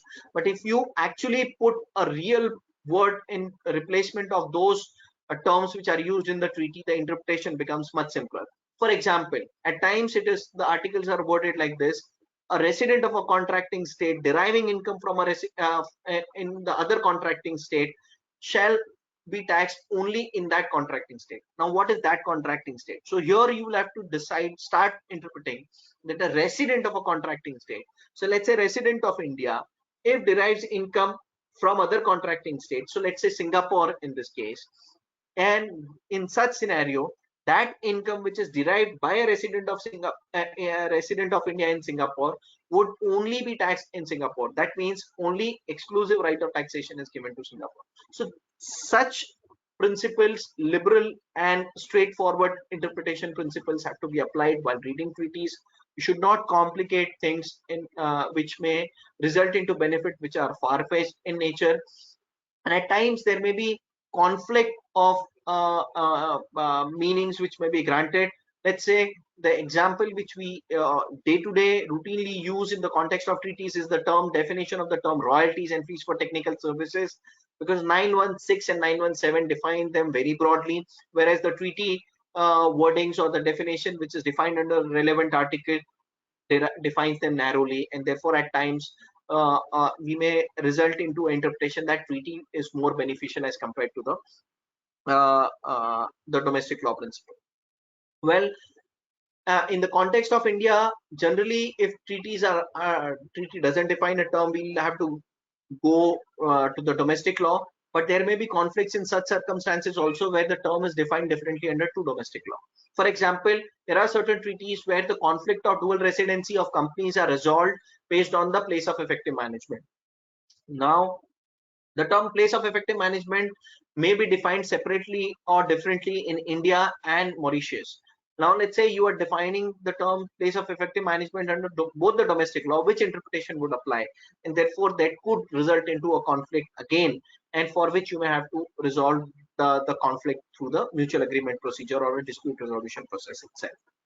Well, generally, treaty cannot protect against the subsequent changes in the domestic law, but the point is that there are different approaches for the interpretation of treaty which are changing rapidly. We don't know how it would remain going forward, because the way countries used to interpret treaties prior to the BEPS action initiative at OECD level, there was a principle that treaty will override the domestic law, and domestic law principles cannot override the treaty.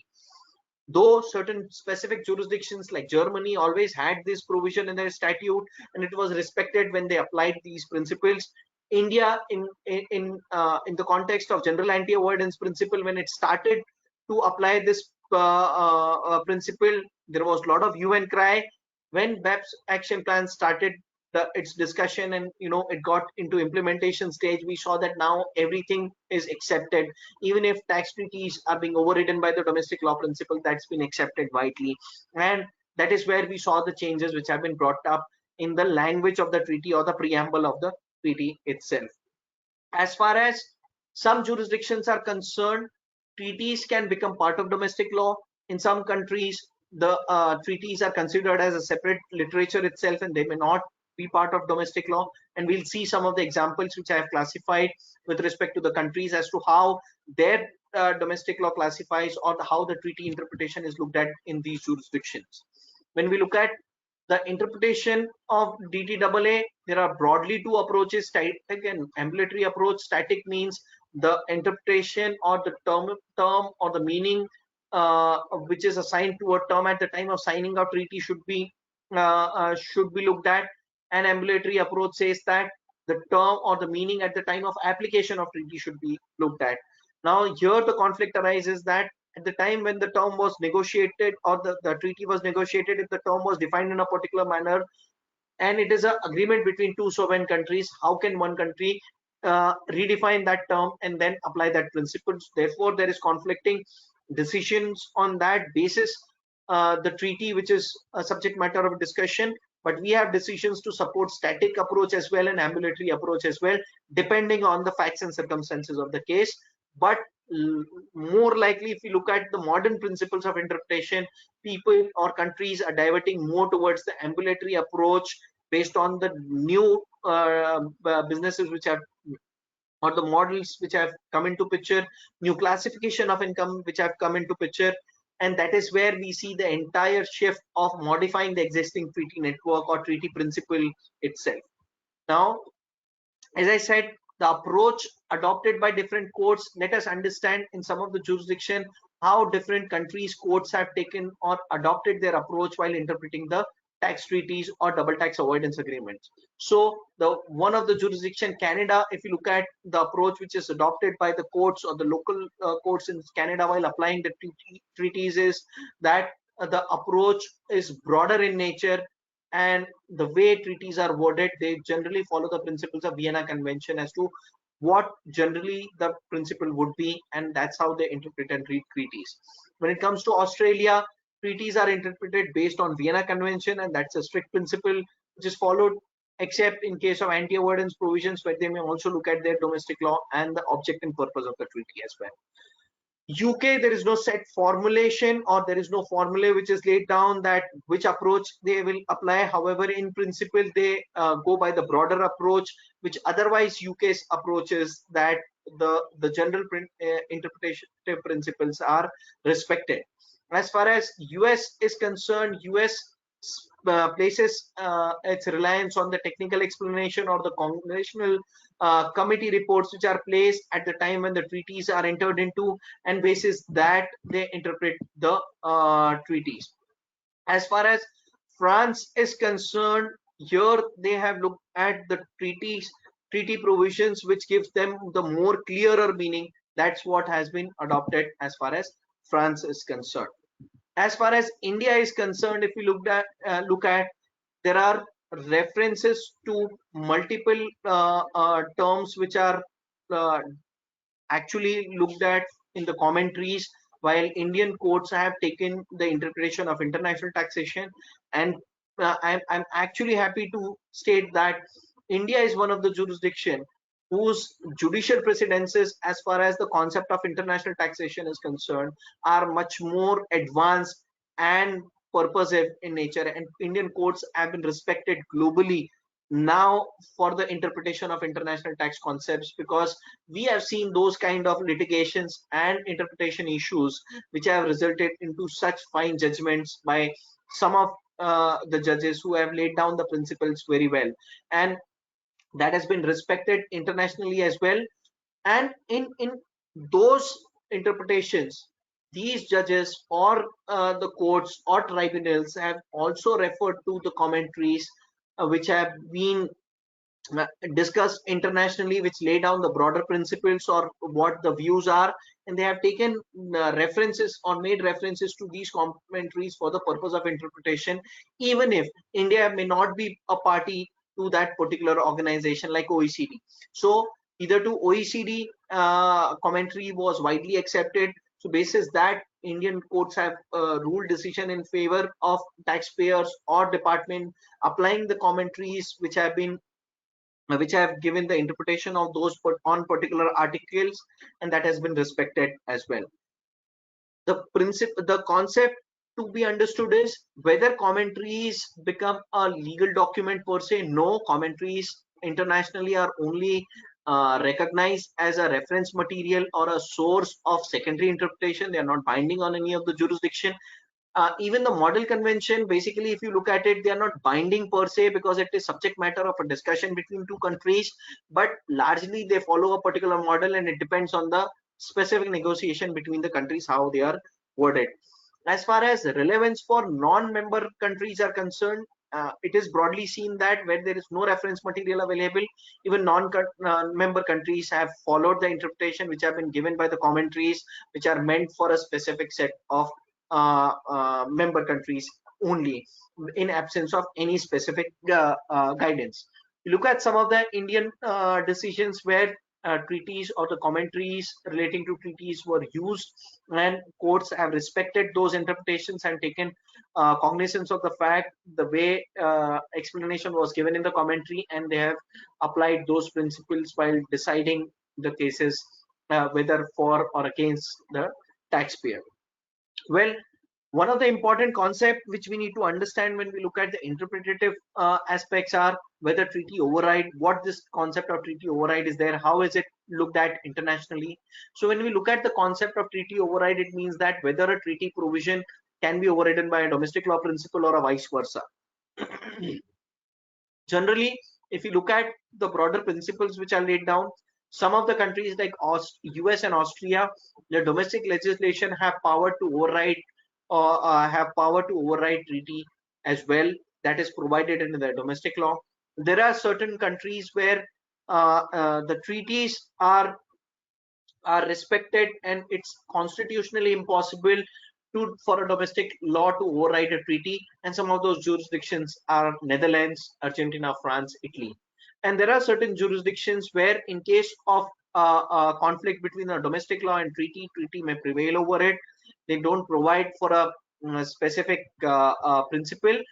As far as India is concerned, when we look at the principles, as far as broader principle is concerned, section 90 subsection 2 lays down a clear principle that treaty, to the extent it is more beneficial, shall apply. But at the same time, we now need to look at section 90 and look at the preamble. If if the sorry sorry so if we look at the specific provisions, at times treaty may not be respected if the primary objective of entering or getting the benefit of the treaty is not met.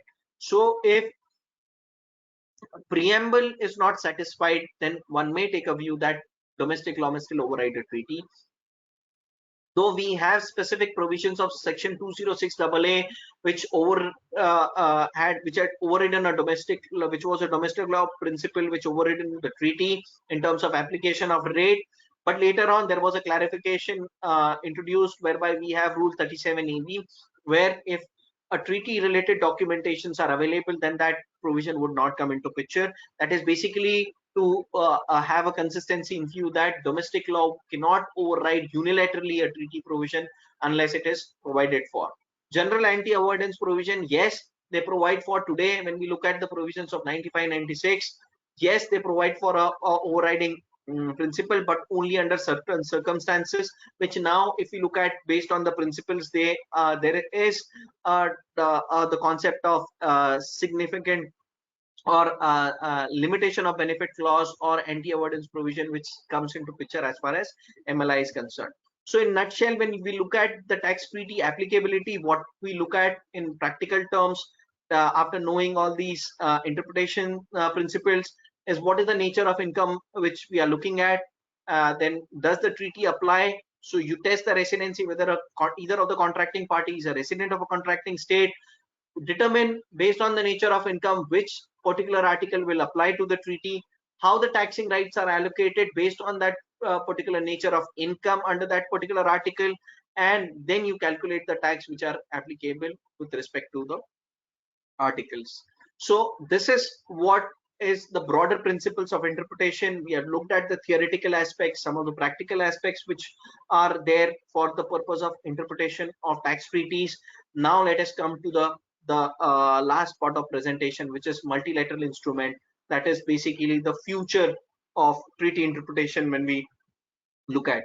So genesis of MLI, multilateral instrument, if you look at it, under the 15 action plans which were agreed upon by all the G20 nations under the BEPS action project, Article 15 was to develop an instrument by itself which would actually create an obligation or create a minimum standard on all the countries when it comes to the treaty applicability.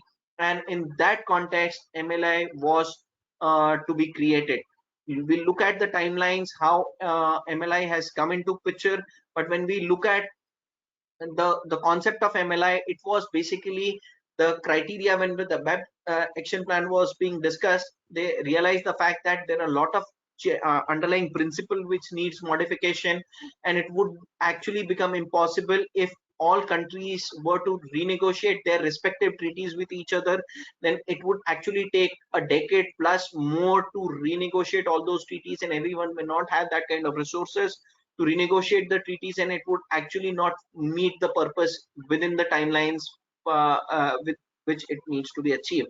And therefore there was a concept that let us enter into a multilateral agreement which would provide transparency, at the same time flexibility to countries to opt in and opt out of that, which would also create some basic standards or minimum standard which would be governed and which would avoid treaty abuse. So certain principles need to be agreed upon as a basic standard, and that will be agreed upon by all the countries. who will become signatory to it. And then when they entered into that phase of materializing this multilateral instrument, they came to certain broader principles as to how this would be entered into and what kind of document would it be, whether it will be a separate agreement by itself or whether it would be an agreement which would only alter the specific agreements. After a lot of discussion, they came to a conclusion that multilateral instrument would be an instrument by itself, and therefore the first principle which needs to be kept in mind is, like double tax avoidance agreement, MLI is also a treaty by itself. It's not an interpretation tool. It's a treaty by itself. There is a separate explanation to multilateral instrument which is applicable or which has been released alongside the multilateral instrument, and that is why if we look at the interpretation principles, multilateral instrument will be governed by the Vienna Convention because it's a multilateral agreement which has been entered into. Now, since it was a multilateral instrument, how would it come into force? Because there are so many countries which are signatory to that.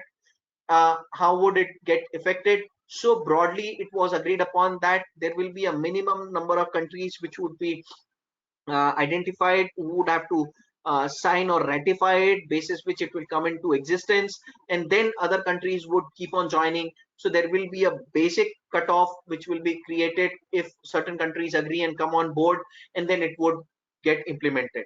As far as the first point is concerned, if you look at the timelines or the dates as to how this entire process got evolved, in November of 2016, public MLI was first published.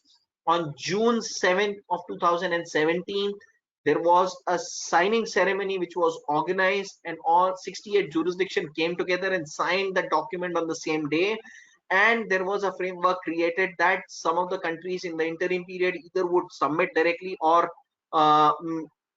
would submit it subsequently. So there is a correction in the date here. 24th of November 2016 should be read as 2017 because Australia deposited after the MLI was signed, was the first country. Austria was one of the countries who submitted it. So November of 2017, and in October of 2017, Isle of Man deposited its first ratification. Then Jersey and Poland deposited their treaties, and when the fifth treaty got deposited, that was of Slovenia. After that cutoff date, MLI was to come into force. Basically, the MLI, the way it is structured, I'll take you through the structure of MLI and explain how it will come into picture and why it came into effect from 1st of January 2019. Well, this was specifically included by me to give you a feeling, because to give you a feeling as to how the physical conferences would look like in the pre-COVID era. Because today we are in a post-COVID era, or actually in the COVID era itself, where we see that people are not able to meet in person in such large numbers. But yes, either two, this was possible at a point in time, and this is the picture which was taken at the time when 68 countries came together and signed that MLI together at one particular forum. India was also one of the signatories at that point in time. We see a lot of core committee members who were part and instrumental in creating this instrument in the timely manner at OECD level, all those being captured in this. Wow. Let's understand the primary key features of MLI as we understood the features of treaty. If you look at it, the primary focus of creating a multilateral instrument was to have multiple jurisdiction be a signatory or be a beneficiary of this instrument at one time, so that you don't have to wait for each country to renegotiate and enter into their respective treaties and follow the process, because it also requires a lot of manpower and resources to enter into treaties and negotiate, and it was also entail a lot of cost. Here it was better to call everyone at one place, agree on a basic framework, and then go and amend your treaties. So the jurisdiction involved were more than 100 countries were involved in discussion and giving their point of view when the MLI was being discussed. It was one of its kind agreement which was basically signed by developed and developing countries both around the world, and they came together for the purpose of meeting certain common objects and then keeping flexibility alongside. what are the broader measures which were to be implemented through MLI in terms of the 15 action plans which were decided. Out of that, certain were to be adopted as a primary basis, and that was to basically include measures against the hybrid mismatch arrangements which would result into treaty abuse. Hybrid mismatches is not relevant in the context of India as such, but there are European or Western world jurisdictions where hybrid mismatches result based on the different treatment of the entities, and the best example for that would be the treatment of partnership. India treats partnership as an opaque entity and therefore taxes the partnership as such, and the share of profit in the hands of partners are exempted. As far as some other jurisdictions are concerned, partnerships are not regarded as opaque entity, they are transparent entities, and respective partners are taxed. It creates complication when the partnership is in one jurisdiction and partners are in two different jurisdictions and they have different principles of taxation, or they may have same principles and therefore there may be evasion of taxes. So this was one of the action plan which was covered as a primary measure to be included as part of MLI wherever it is applicable, to give effect or to strengthen the concept of permanent establishment by taking care of the new aspects which were which actually people were artificially avoiding creation of permanent establishment, that were to be captured by it, and create a lucid framework of dispute resolution through entering into MAP and making it more effective by incorporating peer review process. And one of the provision was also to include MAP as arbitration, which India is not actually accepted the arbitration as one of the mechanism to resolve treaty disputes. India has categorically made reservations on the applicability of arbitration principles for applying treaty dispute resolution provisions. How, when we look at the coverage of the treaties, you look at the parties were given an option to choose treaties which were to be termed as covered tax agreement. So existing DTAAs, countries were permitted to list them down. For the purpose of MLI, they were to be referred as covered tax agreements, and these treaties would get modified by the principles of MLI basis how the options have been chosen by the different countries. Then it, at the same time, it gave option for countries to cover multiple agreements with a flexibility to even exclude certain agreements out of it, but it was a one of its kind mechanism which was created to actually resolve this situation in the fastest possible timelines. Flexibility, again, certain standards were agreed as a minimum standard which were to be mandatorily applied by everyone. In minimum standard also, some were compulsory and some were optional in nature. There were provisions to opt out of non-minimum provisions which were there, and then there were certain alternative provisions or situations which were created which countries could adopt based on their existing treaty or their requirements.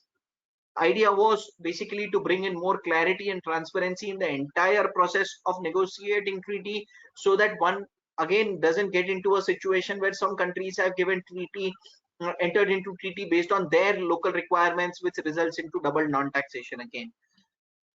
As far as the language is concerned, English and French were the authentic texts which were recognized, because there are a lot of French-speaking countries in the American continent, otherwise as well, where French is recognized language, and therefore two official languages were recognized, and translations were to be adopted by the countries and to be published on the OECD website. Now, let us understand MLI and its impact on DTAAs. If we look at the framework of MLI, as I said, it is an agreement by itself.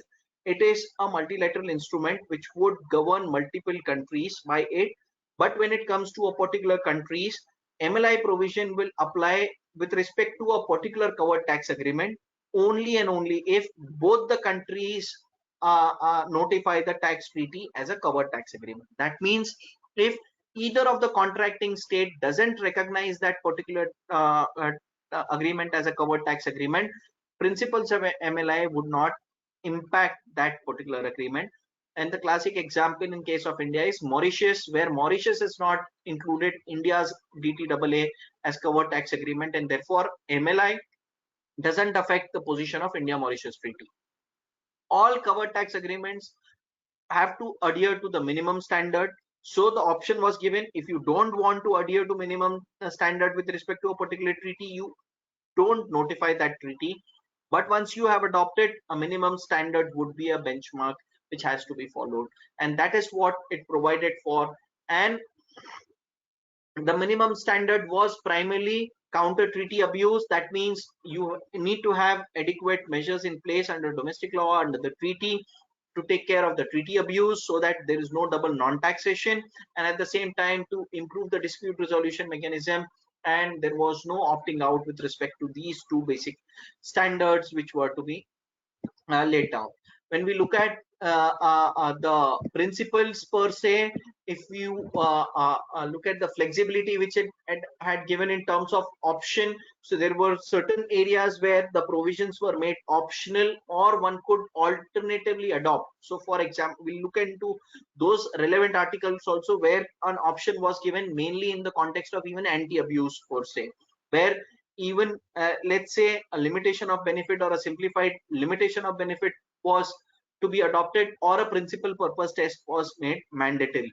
Well, as far as India is concerned, Indian tax treaties got impacted by MLI from 1st of April 2020, though as far as the MLI document is concerned, there are two applicable timelines which are there for withholding tax purpose separately and other taxes separately. In some jurisdiction, there is a difference between the applicability. As far as India is concerned, we don't have separate applicability norms, and therefore both principles, whether it is withholding tax or other taxes related provisions, everything would come into effect only from a common date, which was 1st April 2020. Now, as far as the minimum standard is concerned, if you look at the preamble of the treaty per se, the minimum standard which has to be met is to eliminate double taxation without creating opportunities for double non-taxation or reduced taxation through tax evasion. And this is something which is the preamble of MLI which is stated. And for this purpose, there is another article which has been introduced under MLI which says that principal purpose test. That means the benefit under the treaty shall not be granted if it is reasonable to conclude that one of the principal purpose of the arrangement to enter into the treaty was only to take the treaty benefit per se. And therefore, basically, principal purpose test actually resolves dissolves the concept of treaty shopping per se.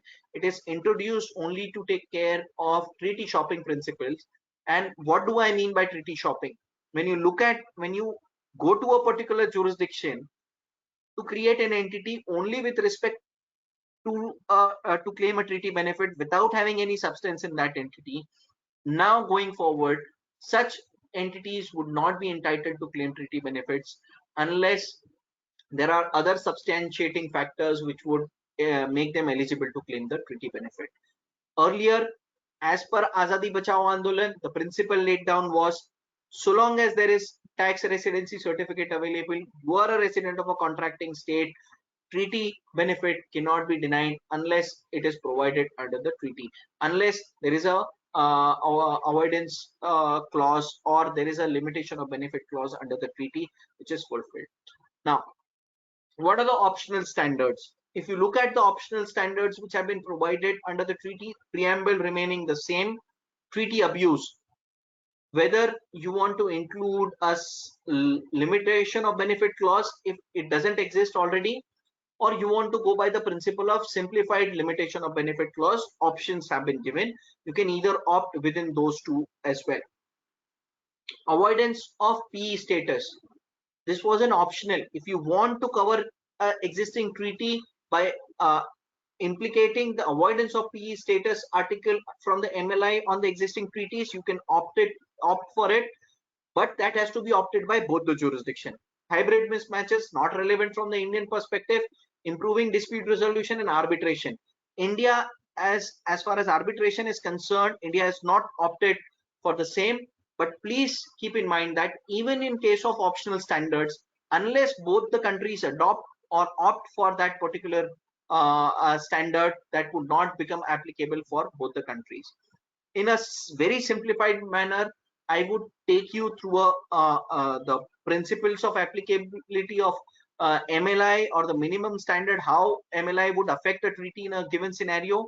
Then from a testing perspective, what you need to look at first is whether a country is a signatory to MLI. If the answer is no, then the provision of existing treaty will only come into picture. MLI, since the entity is not a signatory, the question of MLI goes out of question. If this country is a signatory to MLI, answer is yes, then we say that whether treaty with India is notified as a covered tax agreement, even if it is a signatory to MLI, but treaty is not notified, then again existing principle will apply. There is no impact of MLI. Now, if the answer to this is affirmative, the treaty is notified, then you go to see that whether the minimum standards have been adopted. If no, go to the optional provisions. If yes, then provisions of MLI will apply straight away. If no, if minimum standards are not adopted, optional provisions are opted by both the countries, and do they fulfill the minimum standard test? If no, then you don't get impacted by the MLI. If yes, optional provisions are opted by both the countries and they take care of the minimum standards which are to be followed through the optional provisions, that is anti-avoidance or dispute resolution, then provisions of MLI will apply. In case if optional provisions are opted by both the countries, but there is reservation made by a particular country with respect to a particular article, so here MLI would impact the treaty. But now coming to a specific article situation, that reservation which is made qua the article, if reservation is made qua that article by a particular country, then MLI would still not impact that article, because there is a reservation made with respect to that article, and therefore you would again go back to the old treaty as far as that particular article is concerned. If there is no reservation made, then the provision of MLI would apply, replacing the treaties. And this, to make this complex process simpler, what they agreed upon is, take the existing treaty, apply the MLI provisions, and notify the ratified documents. So now you have a synthesized text available of the treaties, which is nothing but an existing treaty provision, including the MLI provisions as they may be applicable to a particular treaty, and that has to be read along while applying the treaty. This is easily accessible at income tax website itself, where you, if you look at the comprehensive agreement, select a country wherever India has entered into an MLI, other country has notified, the synthesized text would be available. In some cases, synthesized text may not be available also. So in nutshell, if you look at the overall framework of MLI, there is a minimum standard which is provided that all countries need to fulfill. That is Action 6, treaty abuse, Action 14, dispute resolution, and there is no leeway given to opt out. You can opt out of the MLI itself, but you cannot opt out of minimum standard. Then there is a clause which is given with respect to adoption of optional provision. That option is given to choose an alternative which is provided, but it should address the same minimum standard issue. Option may be given like SLOB or a limitation of benefit clause or a PPT. So a PPT is a minimum standard, but someone may want to deviate from PPT and get into a SLOB or a specific limitation of benefit clause that may fulfill the primary standard, and one may opt for that. Both the countries have to choose the same option in order to apply it. In case if you don't choose the same option, that option is not applicable. Therefore, in cases where the countries must have adopted optional provisions, but both are not in sync with each other, then that treaty still would get outside the covered tax agreement from a MLI perspective. Notification clauses, one has to notify the choice of optional provision, and the existing covered tax agreement needs to be modified through that. When we look at the reservation clause, there are places where the reservations can be provided with respect to a particular article, even if you meet the minimum standard and optional provisions, where you may want to reserve your position subject to negotiation in a comprehensive manner, that can be there. And when we look at the synthesized text, the terms which are to be used, that in place of this article, this should be read like this. It applies to a particular article. So there are specific languages which have been used by MLI, which would replace the existing treaty framework, and that's how MLI is going to be affecting our lives. When we look at a simple interpretation of tax treaties, one cannot actually look at tax treaties alone now. First, I mentioned that when you look at a tax treaty provision, look treaty in holistic manner and apply the basic principles of interpretation that is either given in the treaty, the way it is defined, the way it is explained under the treaty, or the way it is explained under domestic law, and then come to a conclusion how the treaty would be dealt with. With these, I'm open to questions if there are any, so that we can look at resolving them. And in case if there are no questions, I would leave this session open for conclusion.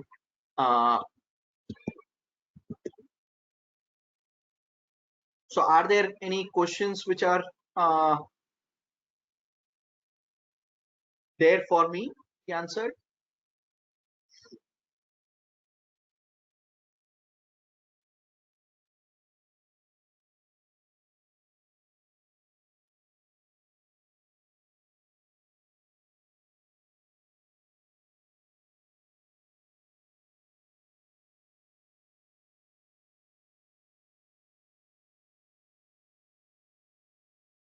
So I believe these questions are relating to the previous session.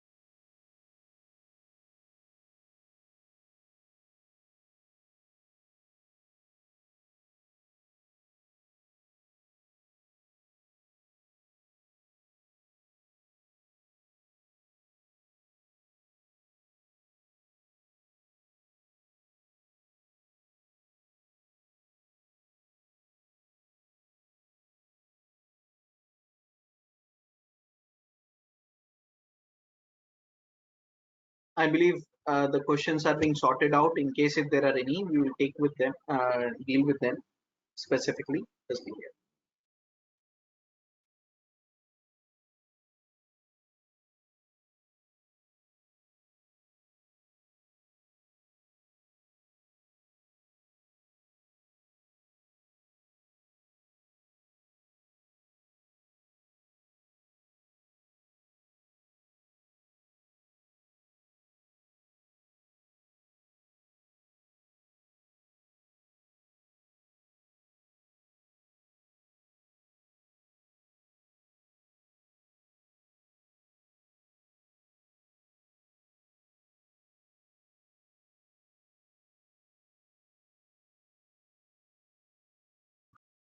Yes. So friends, there is some issue with the voice which I can't hear them, and that's where the questions are in front of me. I will try to deal with them. Some of the questions I believe are relating to the previous sessions, which is basically an NRI becoming a resident due to the period of stay or entire income being taxable in India. Can he still keep the deposit in NRI account? Yes, it is, but that's something which is outside the scope of my subject. So please, can you scroll down directly to 14, question number 14.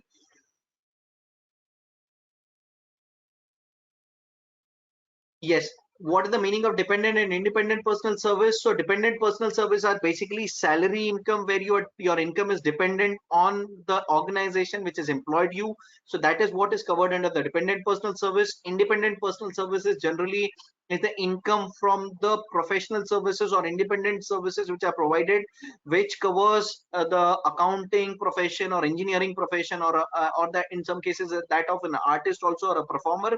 But there is a specific article dealing with artists and performers separately. So generally independent personal services is applicable for the persons which are professionals in nature, like doctors, engineers, accountants, or teachers, and so on and so forth.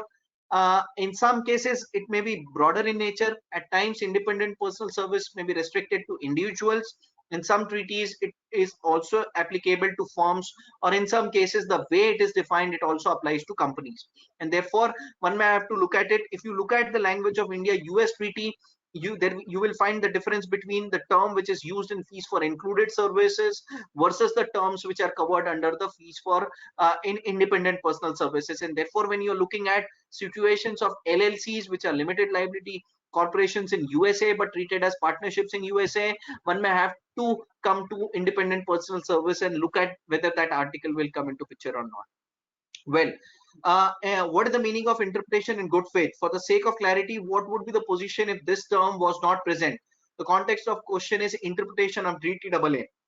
The idea is that when a DTAA is entered into, if the broader principle of entering into DTAA is to give you relief against double taxation, so then one cannot go and apply the treaty and claim a refund against that taxes. So there could be a situation where one may want to try and enforce upon a treaty to claim refund in both the jurisdiction.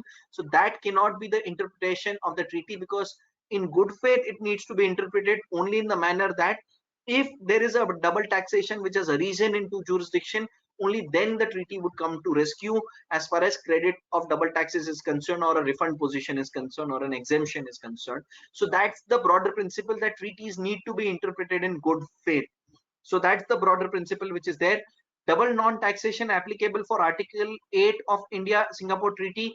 No, actually double taxation, Article 8 and Article principles of double non-taxation will not apply to Article 8. They have been kept outside of MLI, except for certain scope which will get modified, because internationally if you look at the principle of taxation of aircraft and shipping companies, there is a set debated principle that it should be taxed only on the basis where the principal place of effective management of these companies are located, because ships would be moving, they would be transacting in multiple jurisdictions. So the primary right of taxation is given only to those jurisdictions.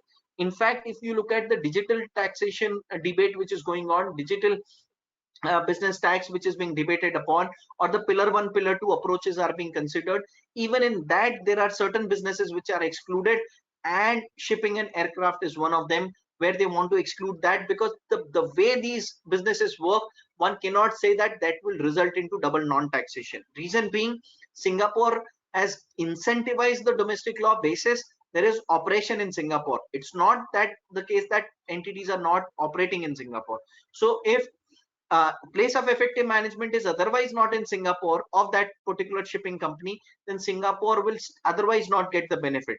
And in India-Singapore Treaty, you already have a limitation of benefit clause. So if you are not a sham entity, you're not a conduit which is created, you have local expenses with the threshold which is prescribed, then certainly that would not get impacted by MLI as far as the treaty position is concerned. What is meant by principal purpose test and what is meant by treaty shopping? I think treaty shopping I already explained. It's something like you visiting a mall only for the purpose of entertainment and not shopping anything. That's not the real concept, or that's the primary concept, that you are there only to take advantage of the overall infrastructure and not to purchase anything.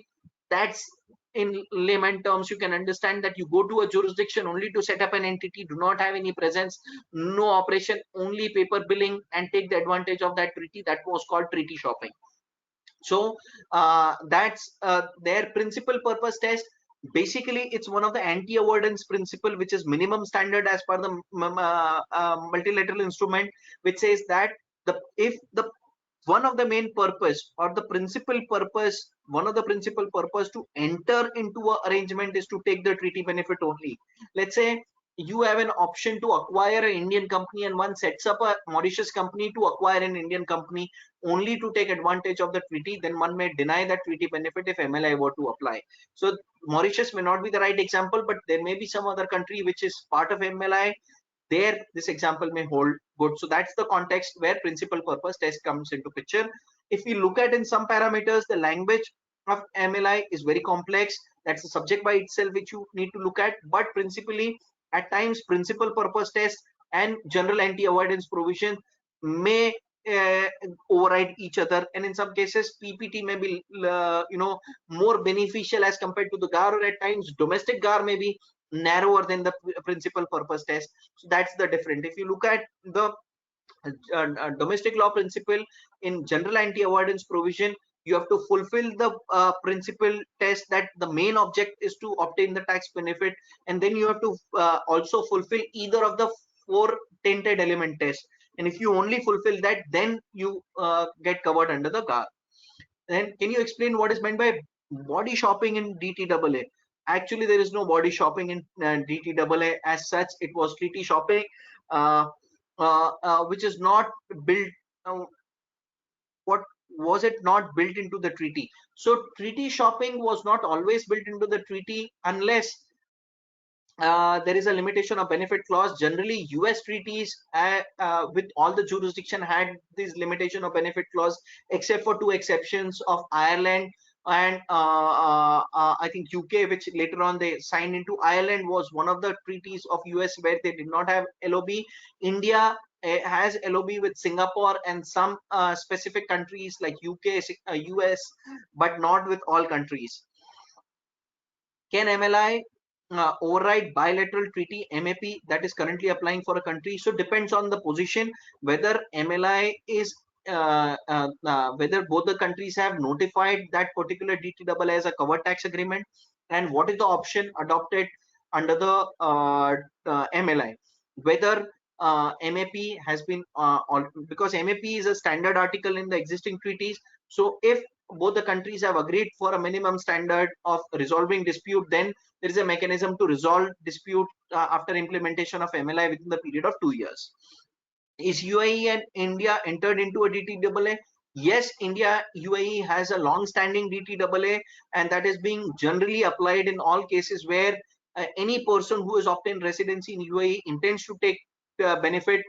He has to be tax resident of UAE. Though UAE doesn't have a tax, but there is a tax treaty between India and UAE. Can we claim tax credit of social security tax paid by Indian resident in USA?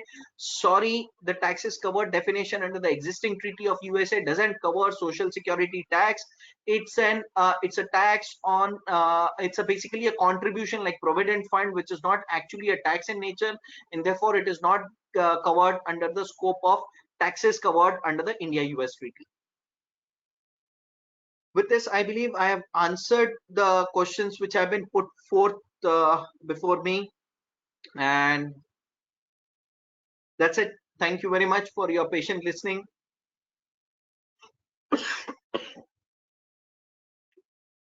And all the best for your future sessions. Thank you very much.